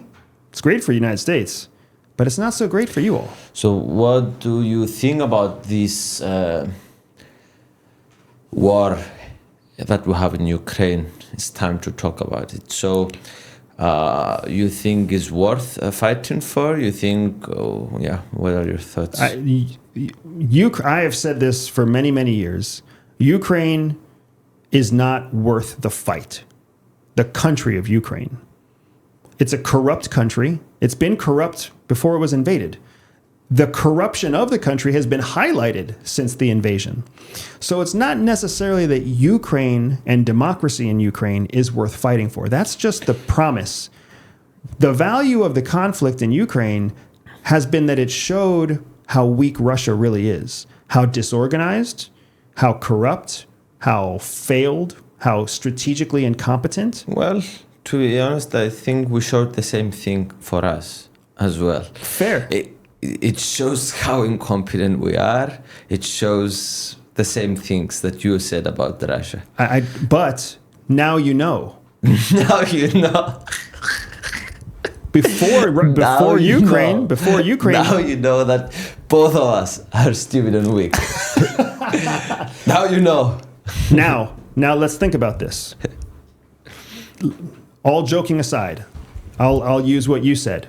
Europe and Russia are stupid and weak, right? That's what you just said. So let's just start there.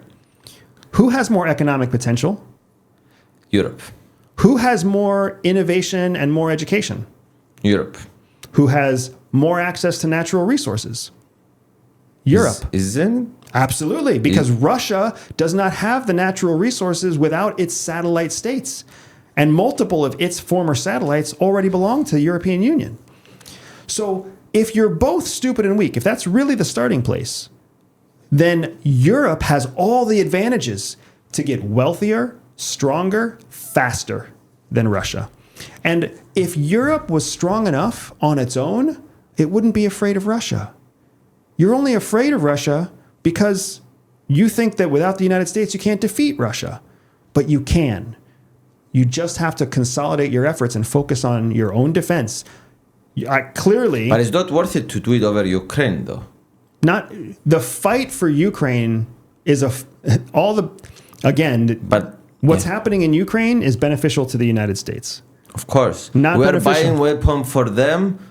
From them, they are making the deals in Ukraine to get the minerals and all this stuff. Exactly. And when Ukraine needs rebuilt, it's not going to be Europe that rebuilds it. It's going to be the United States. All the loans, all the debts, all the infrastructure, all the contracts are going to go to the United States. We are losing on this, on every front. But I want to put some perspective, because now you made it like it's the enemy, Russia. One step back, if you go before the war, or Russia is strategically in geopolitically in Europe. Right. So why to not have good ties with Russia? And also, I don't know, maybe, I don't know, after the war and all this Russophobia that we have in the European Union about Russia, I don't think it's possible, but theoretically it is possible for Russia, and at one point they wanted to join the EU. So you think EU will be good to take steps towards Russia, normalize relationships, and maybe in the future get Russia in? If we're going to be serious about democracy, then we have to be serious about recognizing that there are certain elements of Russia that are democratic. They vote, they have states, they have elections. So they might be corrupt in their processes, but they have the processes in place to be democratic. So why not consider the future where Russia could be part of Europe? It already physically is part of Europe. The reason Russia feels isolated from Europe, and in that isolation, they become more aggressive. Yes, and push to China. Exactly. And China is not part of Europe. China does not have any interest in seeing a stronger Europe. But Russia doesn't want to be irrelevant. Russia wants to be powerful. Yes. So, and in a world where China and United States, I think it's strategically better for Russia to be inside Europe, which we're going to create the third big player. Exactly. And Russia knows that. And maybe but it doesn't have player. That choice right now. Yes, because of the fucking stupidity. Because Europe has aligned itself with the United States. So now Russia can't align itself with Europe, because that would mean aligning itself with the United States. So I think your perspective is excellent. Does it mean that you're going to be friends with Russia tomorrow? No. But it does mean that there are steps that you can take. Yeah, I'm curious also to hear about your thoughts about enlargement, how we should think in EU about enlargement. Like, for example, there is Ukraine, Moldova wants to join, Georgia wants to join. So how we should think about this, and how we should be, in a way, strategically thinking about this? Because if we go and say, Georgia will join the NATO and EU tomorrow, maybe we'll have another war like this. So the biggest problem that Europe has is that it doesn't value security at the level that other geopolitical players value security. So you have to invest in security. You have to. There's no way that you can start to let Moldova or Georgia, two countries who are heavily infiltrated by the Russians, there's no way you can invite them in unless you have security measures in place to protect yourself. There's nothing wrong with protecting yourself. There's nothing wrong with intelligence. There's nothing wrong with military. There's nothing wrong with defense. There's nothing wrong with it. The challenge is, if you're going to use the same budget, you're going to have to take budget away from something else in order to invest budget in security. Sure. And you are behind already. So that means you're going to have to spend more budget to catch up with where everybody else already is. When I say everybody else, where the other major geopolitical players are. Yeah. So you either have to increase taxes or you have to reallocate budget. The nice thing is, in a place like Europe, frankly speaking, you guys waste a shitload of money on bureaucracy and social systems and social welfare programs that don't actually benefit you. You have a huge don't tax actually base benefit us. that don't actually benefit. Geopolitically, strategically. Correct. The United States and Russia and China thrive off of focusing their resources on the most contributory factors of their economy. So we kind of abandon the very old and we abandon the very young. That's a sacrifice that these countries have been willing to make in order to maximize productivity and increase spending specifically on security. If you open the door to Russia without investing in security, then all you're doing is opening the door to a tiger who's going to come in and eat your prey. eat your young. You have to invest in security. You will never be a standalone pole in a multipolar world unless you invest in security. And some of your countries, Germany being one of them, is very willing and very able and very serious about increasing security, right? Yeah. But it wasn't that long ago that Germany was the evil power in a global war.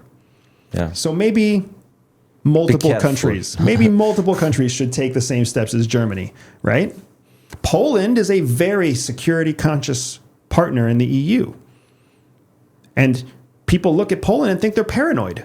When Poland is like actually trying to be secure. Maybe they're not paranoid. Maybe they have a little bit of paranoia, but maybe it's valid. How do you find... You can't have countries like Hungary working against European Union issues. It's not going to be beneficial for the long term of Europe if you continue to have that. When we're talking about this, one big fear that I have is even if we do this, I'm not sure if it will thrive like we want, because there is so much bureaucracy and correct for the innovation to thrive. You need to reduce your... So innovation is a big part of this. Technological advancement, it's what wins wars. So if we don't, and like you see it with companies, unicorn companies, they are leaving the EU. We're not having as much success in the capital markets as the United States. And we see that innovation is, if you see the companies of the United States, Nvidia, Tesla, all these, Apple, like you put the EU companies and they're a dent next to how much money they're making. Like they shouldn't. Like we're more people than the United States. So yeah, it's a big fear of me that it will take so much long for innovation. It will take a long time if you don't make radical change. Radical change is how you make change in a short period of time. Slow change is how you lose opportunities over a long period of time. So this is the real challenge that Europe has. Europe is going to have to radically reduce its bureaucracy, radically increase its security. And because of the processes that you have in place right now, your bureaucracy is going to slow down the speed that you can abandon bureaucracy. There's no reason for you to be as bureaucratic as you are in today's world. In a world where authoritarian decisions can be made overnight, and you guys have to go have 5 days to vote, and your vote might not pass, and then you have to take 15 days before you can vote on it again, and then it might be a vacation or a holiday, or who knows what the hell else is going on, right? And you're going up against countries that don't care about the values that you have, that move faster than you move, and they've already built a security infrastructure that you haven't built. So this is, anybody who has ever been in debt knows what this feels like. You have to change your lifestyle. So Europe would have to significantly change its lifestyle in order to make changes quickly. We want common European defense across Europe. So we don't want local, because we do have defense in a member state. So we want, this is what you are describing for everyone to understand, right? To make common European army. Correct. Well, it doesn't have to be a common European army, but it does have to be a collective agreement that your defense is of a unified Europe. It's okay if you still want Polish army to be Polish army and German army to be German army. You don't have to have a collective army. But what you do have to recognize is that taking everything to vote, regulating everything heavily, having all of this bureaucracy that bloats you, slows you down. In a world where your competitors, your threats, move faster than you. We are taught at CIA, and we're taught in the military, movement on the battlefield is critical. If you don't have movement, you're going to die. You're going to get shot. The person who wins moves. Well, Europe has become so bloated with bureaucracy that you don't move. You stay in one place. It's much easier to hit a target that stays in one place. So in order for you to make any changes, the first thing you're going to have to change is your over-dependence, your abuse of bureaucratic process. And It doesn't have to be something that you change forever. It could be something you change in one vote for the next 5 years. The United States has all these states of emergency. Is there really nothing in Europe where you can claim that it's a state of emergency? It's an emergency of democracy, for crying out loud. So maybe for 5 years, you make it so that things need less voting. Maybe you make it so that people have more autonomy and more independence. Maybe you make it so that things can get passed with smaller numbers of consensus. I don't know how it works here, but there's got to be a way that you can rapidly increase your speed of market so that you can take the steps you need to take to be a pole in the future multipolar world.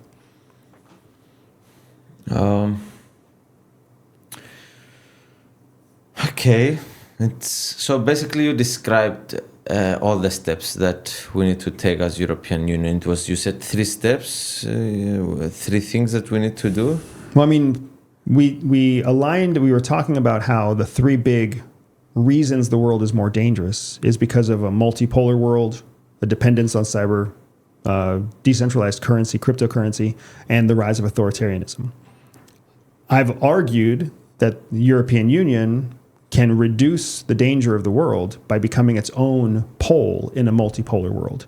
We haven't talked about the other 2. Reduce the danger of the war. Oh, what do you mean by that? Well, right now the world is a very dangerous place, particularly to Europeans, because your economy is tied to foreign countries, your security is tied to foreign countries, your own union itself is fractured within, the commitment is uncertain. So there's multiple reasons why you're at more danger than, say, the United States. You've got a threat that's here on the European continent with you. We don't. So you're in a dangerous world. It's very dangerous for Europeans. It's less dangerous for Americans. So you can see why the United States is less interested in Europe, while Europe is very interested in the United States. So when you align what the European Union could do to prepare for the future, becoming prepared for multipolar world is one of those things. What's happening with cryptocurrency? The European Union is wise to move towards digital euros, but it should not support the deregulation of currency, because Russia pays their spies, the North Koreans pay their spies in cryptocurrency. The spies that live all over Europe, because you haven't invested in security like everybody else has, are being paid through decentralized financial systems. Can you elaborate? Because everyday people, we don't think so much about spies that are paid by foreign governments to do espionage here. So can you explain us what you mean by that? I mean, Europe is a haven for espionage. It's a safe place. It's a comfortable place. It's an important place, because if you're in Europe, Brussels is the center of the European Union. So if you want to gain access to the decision makers for every country in Europe, you only have to send your spies to one place, Brussels. And now, so you can imagine how this one city is a very interesting place for spies. Vienna is another place where everybody in Europe goes to Vienna. Salzburg is another place where everybody in Europe goes to Salzburg. So if you really wanted... Vienna and Salzburg, why though? They're just places where historically businesses across Europe, governments across Europe, politicians across Europe, they all go to these places. Okay. Right? So you've got multiple hubs where if you wanted to spy, you just send somebody there. And whether it's Russians or Chinese or Americans or Israelis or Saudis, it's so comfortable to be here because the security is low. Everybody's laid back. Nobody's high stress. Nobody's high security. So if you're trained to spy and everybody around you is not concerned Thinking with spies, it's so easy to spy. It's the easiest place in the world to do espionage. You can steal secrets because nobody thinks they have secrets. You can walk into any building because there's basically no security there. You can take pictures, you can record audio, you can do dead drops, you can hide money because nobody's even paying attention. It's very hard to do that in Washington, D.C. I'm not paying attention as well. It's very hard to do that in Beijing. It's very hard to do that in Moscow. Very hard to do that in Dubai. Very hard to do that in Riyadh. People are watching. There's high security. So what are these things that will be a use of them? And like, explain me some practical things that if they come here and they record something or they will pass on. I don't really understand. These are news. Explain me why intelligence is important anyways. Like I'm asking you these fundamental questions that everybody has questions about. Intelligence we don't wake up and say, oh, intelligence is there because of this and this. Yeah, intelligence has two uses, which is why you hear about offensive intelligence and defensive intelligence. We'll start with defensive because it's the easiest thing for people to understand. You want to protect your secrets. You want to keep your secrets secret. So before a vote goes to Parliament, everybody has a reason for why they're going to vote the way they're going to vote, or what they're going to vote on, or what they're going to vote on today. And they're trying to keep their reasons secret. Well, what happens if Russia knows what you're going to vote on before you vote it? If China knows what you're going to vote on before you vote on it? What happens? Then they have the ability to use offensive intelligence.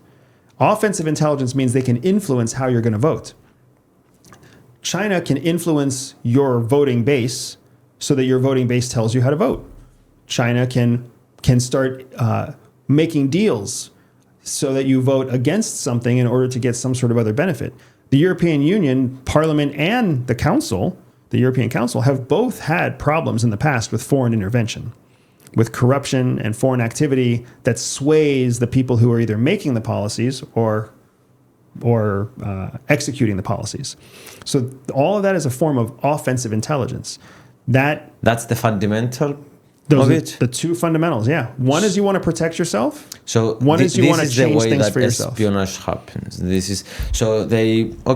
Let's say about Mercosur. Mercosur is an agreement that we do with Latin American countries about trade that is very important for Europe and has been in the negotiations for 25 years. So you are saying that now all the countries that don't want this to happen, they will try to get a sense of how we are going to vote as members of the European Parliament before we vote. And if we are going to vote on what they don't want us to vote, they will try to influence before, find a way to influence, in a way, our voters in Cyprus to say bad things about me, about this, so I will get scared and vote in a certain way. So this is the mechanism that you are describing right now. And they will also try to understand what your negotiating points are going to be for the negotiation itself. And they'll do the same thing in Latin America to make sure that Latin America, and they understand what the negotiating points are going to be there too. And they can literally work on both sides to create more conflict between you and Latin America than there actually is.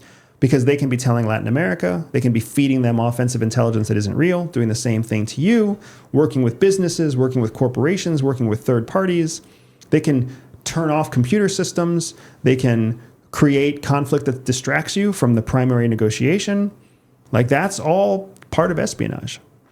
Because China and Russia win when the negotiation between Latin America and Europe fails, or slows down, or becomes too expensive for either country, or becomes questionable, right? That's how they win.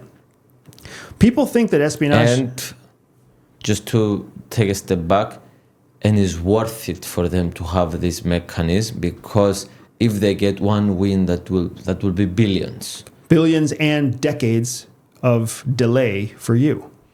It might take you 2 years, 3 years to fix a deal that's fallen apart. Well, that's 3 years for them that they don't even have to worry about you having access to the Latin American market or the Latin American market having access to Europe. And if you don't have access to Latin America, you become more dependent on cooperating with Russia. So this intelligence is more important in a way, not about crime, but about these types of things. Correct. Because people ask themselves, why would anybody do that? Why would you put the time and money into it? Because espionage is cheap compared to war. Espionage is cheap compared to war. It might cost us, $100,000, 100,000 euros to get a secret But because we know that secret, we can keep a $50 billion or 50 billion euro deal from happening for 2 years. Well, that means that 100,000 euros prevented 50 billion euros and also creates success for China and Russia along the way. It's so cheap to carry out espionage compared to carrying out war. And if it's not going to be war with Europe, it's going to be war with the United States. And one example is what happened with Maduro. Yes. Yes. It cost, depending on where you read, it cost about $11 million to capture Maduro. Holy fucking shit. But that $11 million... If it was a war, it was going to be hundreds of billions. Yeah. Exactly. And not only that, but the $11 billion is going to come right back with oil subsidies. It's going to come right back with natural resources. It's sent a message to the whole world that if you don't cooperate with the United States, this is what happens. This is what happens to you. That's nothing. That's nothing. So this is what the most important thing that espionage is used for. And because so far I believe that intelligence is not about this stuff. I believe that intelligence is more about like criminals share secrets so this is the lower level of this. Correct. Can you explain us the mechanism, like in intelligence? Okay, this is one of the mechanisms, but other mechanisms like intelligence and all this stuff. So espionage is all about avoiding conflict. That's what espionage is about. You avoid conflict by collecting secrets, and then those secrets make it so that you can either pressure someone into taking an action you want them to take, or you can avoid taking an action that would cause a conflict. So espionage is about avoiding conflict. But then espionage also avoids conflict through something called sabotage. Sabotage is where you break someone else's tool so they can't execute conflict. You break their computer, you break their nuclear reactor, you break their tanks, whatever. You sabotage something which prevents them from being able to escalate conflict. Espionage is also about something called covert action. Covert action is when you take actions, military actions in secret, that can prevent large military actions from ever happening. The capture of Maduro was technically covert action. It was a military action that prevents the enemy from being able to take a military response because it was done in secret.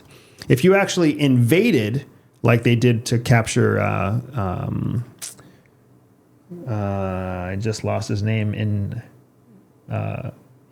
Panama in the 70s. If you invade with a military action, then you will have a military response, and that's an escalation of conflict. So you want Noriega. When we invaded to take Noriega, there was a military response to that. So you want covert action because it prevents the military response.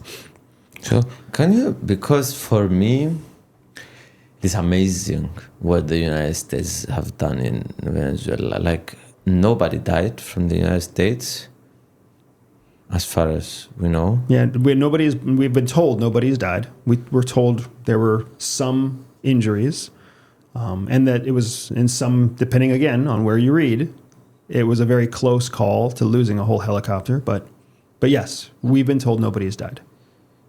And it was 40 people of the side of Maduro, of the dead, and 60 civilians, something like this. Yeah, we don't know. As I understand, by and large, what we hear. So, how this operation? So, for me, what did they do? You understand how this mechanism work? Can you reveal to the rest of the world what happened exactly? So it's espionage that been happening for years to build this operation. I mean, for all intents and purposes, yes. Nobody knows except for people in classified circles how the operation was carried out. But in essence, what we're seeing here is the difference between military capability, like the United States, and military incompetence, like Venezuela. Venezuela wasn't even being protected by Venezuelans. Maduro was being protected by Cubans because he didn't believe that his own Venezuelan military was capable or loyal to protect him. So the people who were actually shooting at Americans weren't Venezuelans, they were Cubans. And they were paid protective services rather than trained military units. So the United States brought what's called a joint force together. They brought Army pilots. They brought Army Special Forces. They brought satellite intelligence. They brought human intelligence. They brought signals intelligence. Like they brought Navy together, Army together, Marine Corps together, Space Force together, Air Force together. And then they launched successive layered attacks.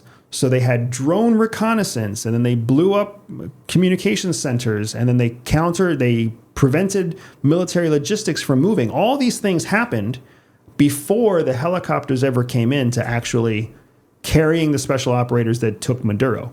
So you could see a very coordinated, very complex military operation.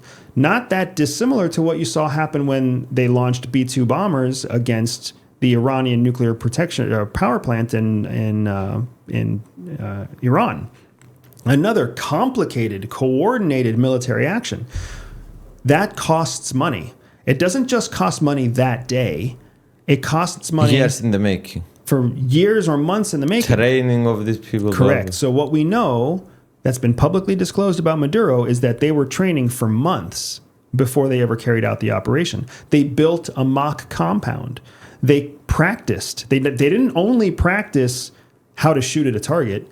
They practiced how they would go into the compound, how they would move inside the compound, how would they exit the compound. They flew in, they flew out, they flew multiple ways. They flew in the rain, they flew at night. They attacked in the snow, they attacked in the rain, they attacked in a typhoon. Like they practiced every possible thing. And then they had the ability to actually wait, because the whole attack was supposed to happen on New Year's Eve. But it couldn't happen on New Year's Eve because the weather wasn't right. So they waited 3 days for the weather to be perfect, which means they even had weather intelligence before they carried out the operation.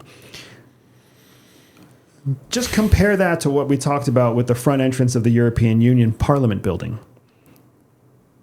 Like you can see a huge difference in how seriously the United States takes its security and military capability versus how Europe takes it versus how Venezuela takes it. And the only reason the United States was so successful, not the only, one of the big reasons they were so successful was because they were stealing Maduro.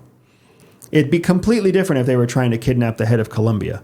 Completely different if they were trying to kidnap the Ayatollah. Completely different if they were trying to kidnap the head of Mexico, right? So they trained for a very specific operation against a very specific target, and they had high confidence that the response in the protective response for that target would be insufficient compared to the force.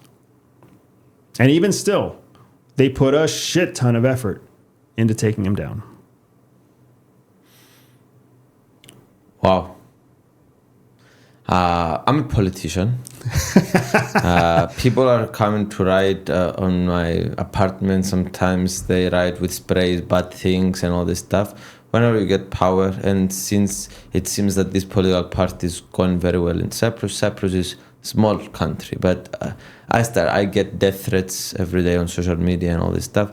How is some easy ways? I'm not sure if a lot of people have these problems, but probably I assume some people have some power or money that they need to care about their privacy and this stuff. So what are some simple steps that one person can take, like me? Like I'm afraid of like simple things because I was also trained in the military, and like I understand what these mechanisms. So probably they are going to go and put drugs in my car and say, oh, Fidias does drugs to affect my public image or something like this. So I'm taking some measures, but I'm curious to hear what you think.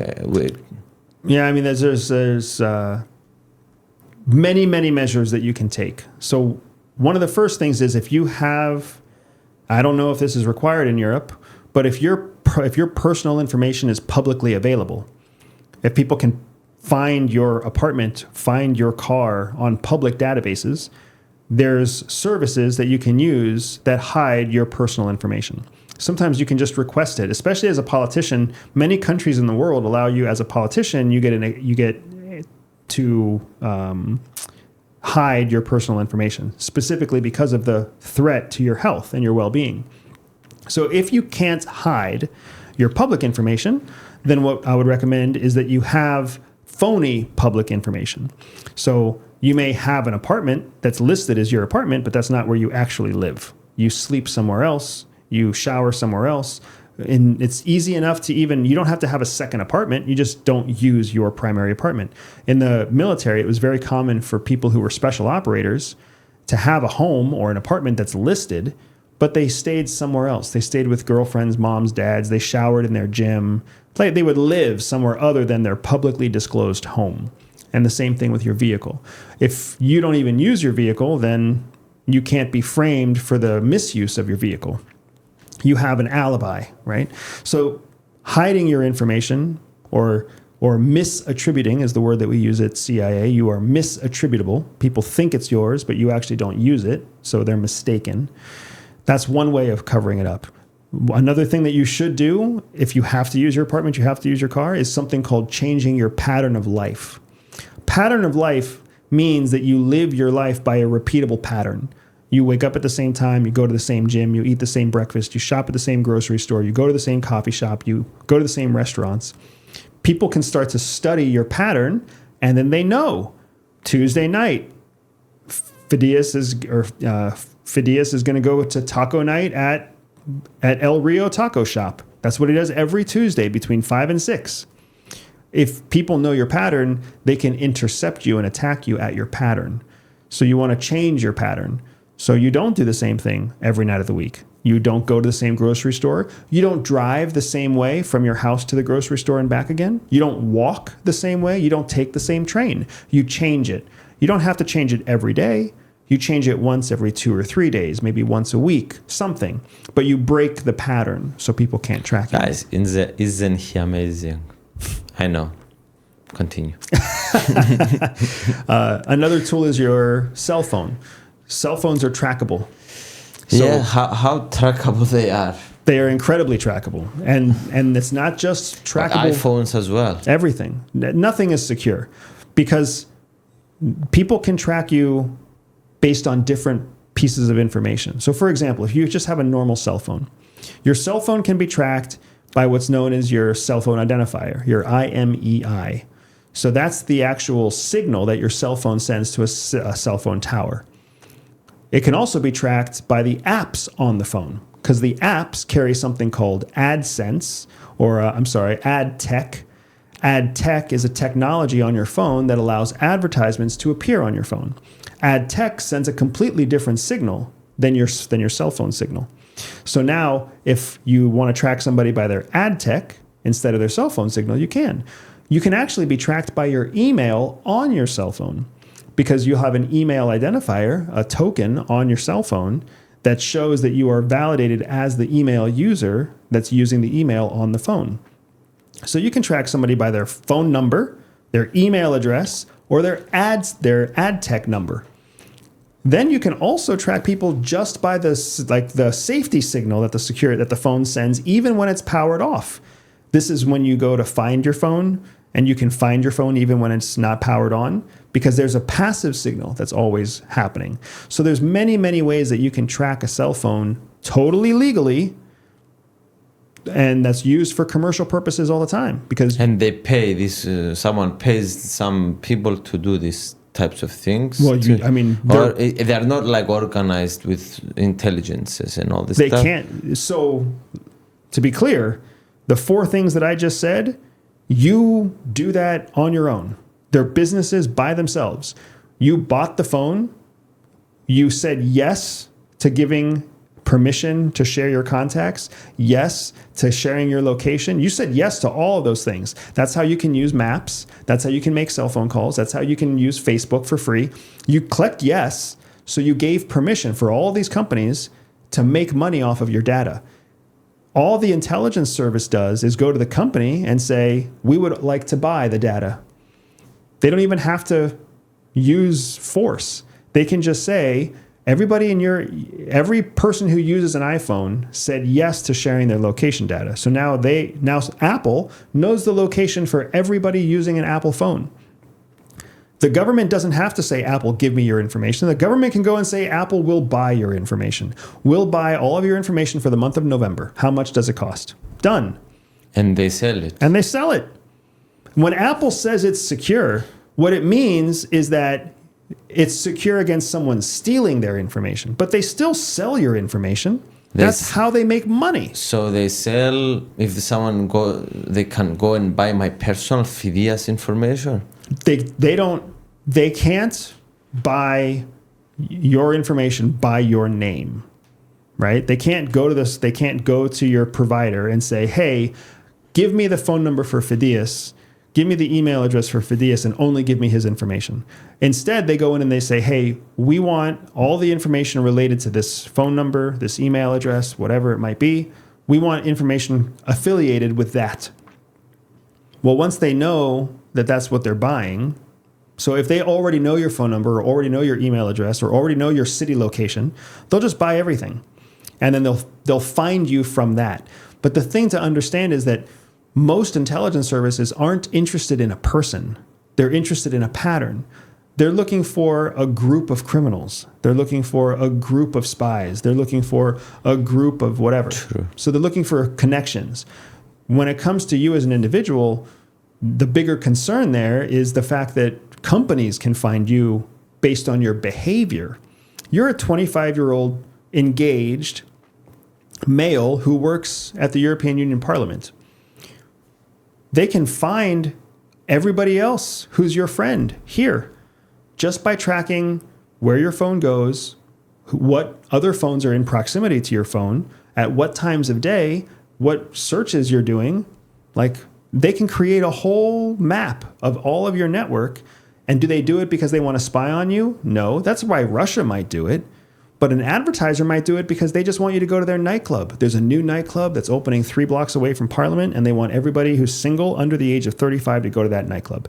So they buy the information, create the network, and they see, where do you guys go drink your coffee? Where do you guys, what websites do you use? Where do you go to this grocery store or that grocery store? So they can advertise in those places to find you.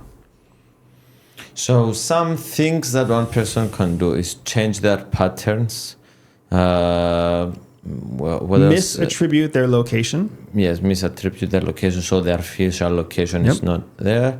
Be careful, maybe sometimes change phone numbers. Correct. Misattribute your phone. Misattributing your phone means that you have 2 phones. You have one phone that you use for personal, one phone that you use for professional. And then by using the 2 different phones for 2 different things, the people who are collecting your data don't really know which one is which. So you can misattribute your phone.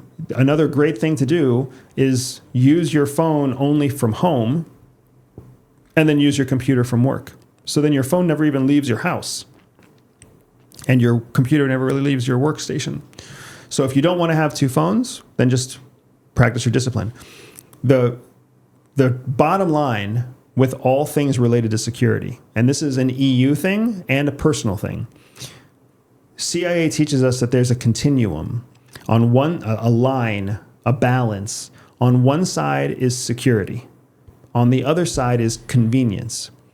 So the more you choose security, the less convenient your life is. The more you choose convenience, the less secure your life is.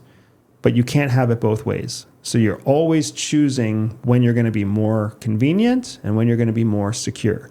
That's changing your pattern of life, having 2 phones, living someplace other than your apartment. These are not convenient things, but they're very secure. Okay, so you said, you explain exactly how the social, the intelligence work. Is the intelligence in the EU get a good mark, you think, on? You have some very good services in the European Union. The DGSE in France is very good. The BND in Germany is very good. The Polish intelligence is very good. But that's about it. But those are the really, really good services, right? But I don't believe that they're sharing all their information with each other. right? They share a little bit when they're asked, maybe. But it's not like they're sharing everything. It's not like they're sharing an abundance of information. You think we should? I think that if you want to have collective security of Europe, you must.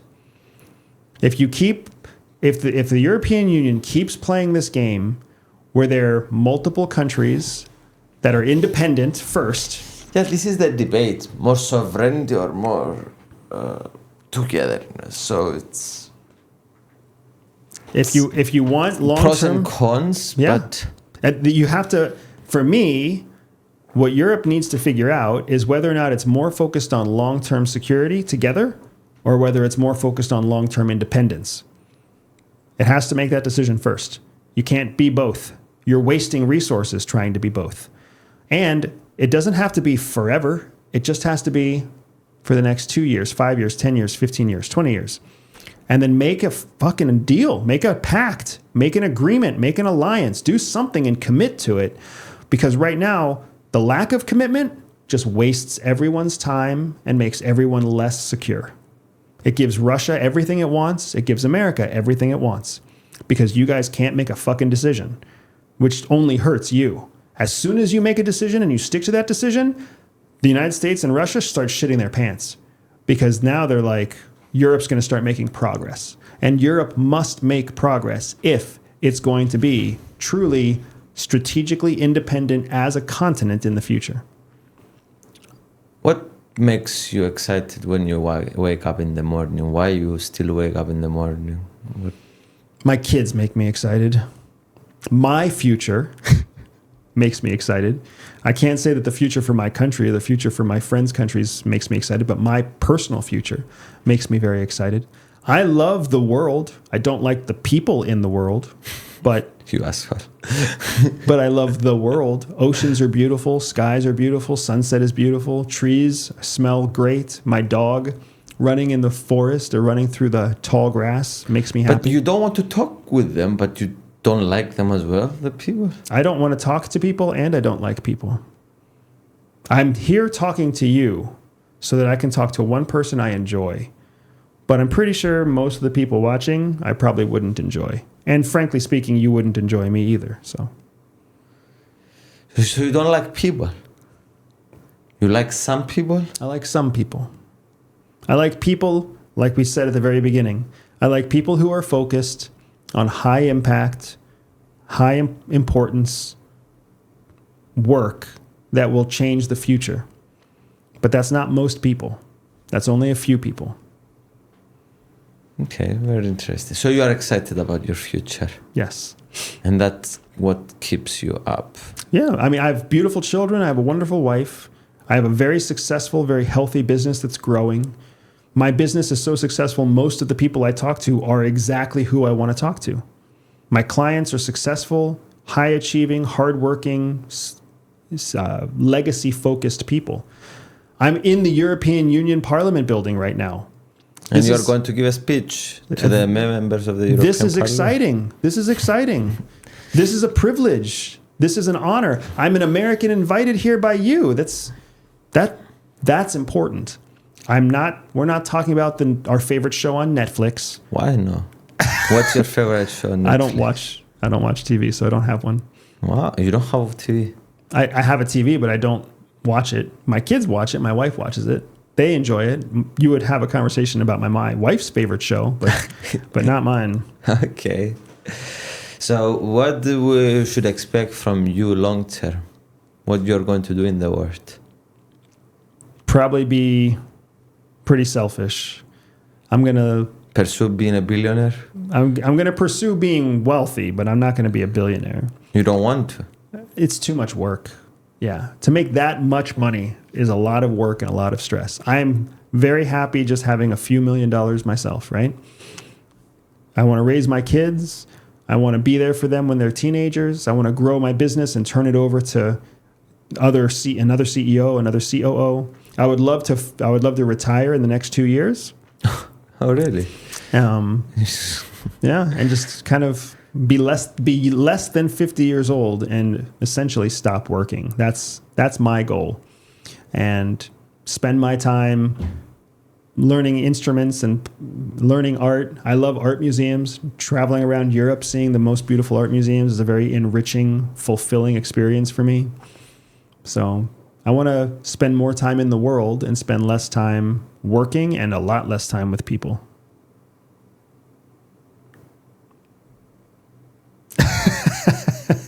Yeah. You're starting your career and you're starting your journey in politics. So you have a lot of years ahead of you where you are dealing with people. Yeah, but I like people. So, okay. How did you find our conversation? I enjoy him. I always enjoy talking to you. I enjoyed talking to you yesterday off camera. I enjoy talking to you today on camera. I think that you're the kind of person that gives me hope for the future. You're the kind of person that gives me hope for Europe. So don't disappoint. You. Okay. So the last question is, because we have an event that we guys will put it after here. You are going to see it. If it's uploaded right now, probably it will be the event uploaded in a week from now. It will be here. You're going to watch it after the event. But the question is, if this is your last seconds in this planet, what you want to say to your wife or to the people in the world? What is you want your last words to be in this planet? This is such a healthy exercise for anybody who hasn't done it. It's such a healthy exercise. And I remember the first time you asked me this question on our first interview, and I don't think it's going to be that different this time either. But I would talk to my children and I would tell my son how proud I am that he is so kind and so generous, not just to us, but to complete strangers. He's everything I never was and everything I wish I could one day be. And to my daughter, I love that you are so excited for life and you are so full of happiness and you are so just magically curious and confident, and you're everything that I've always wanted in a little girl, and you're everything I hope all future little girls can be, because little girls like you are going to grow up to be big girls who do just amazing things. And my wife has given me so much and she has sacrificed so much, and I just appreciate everything you've given to me personally, what you've given to me with our 2 children, what you've given to me with your tears and your support and your patience and your frustration as I've built a business, as I went around the world, as I took risk with CIA. I am so incredibly grateful that you chose to be my wife when you could have chosen to be so many other things.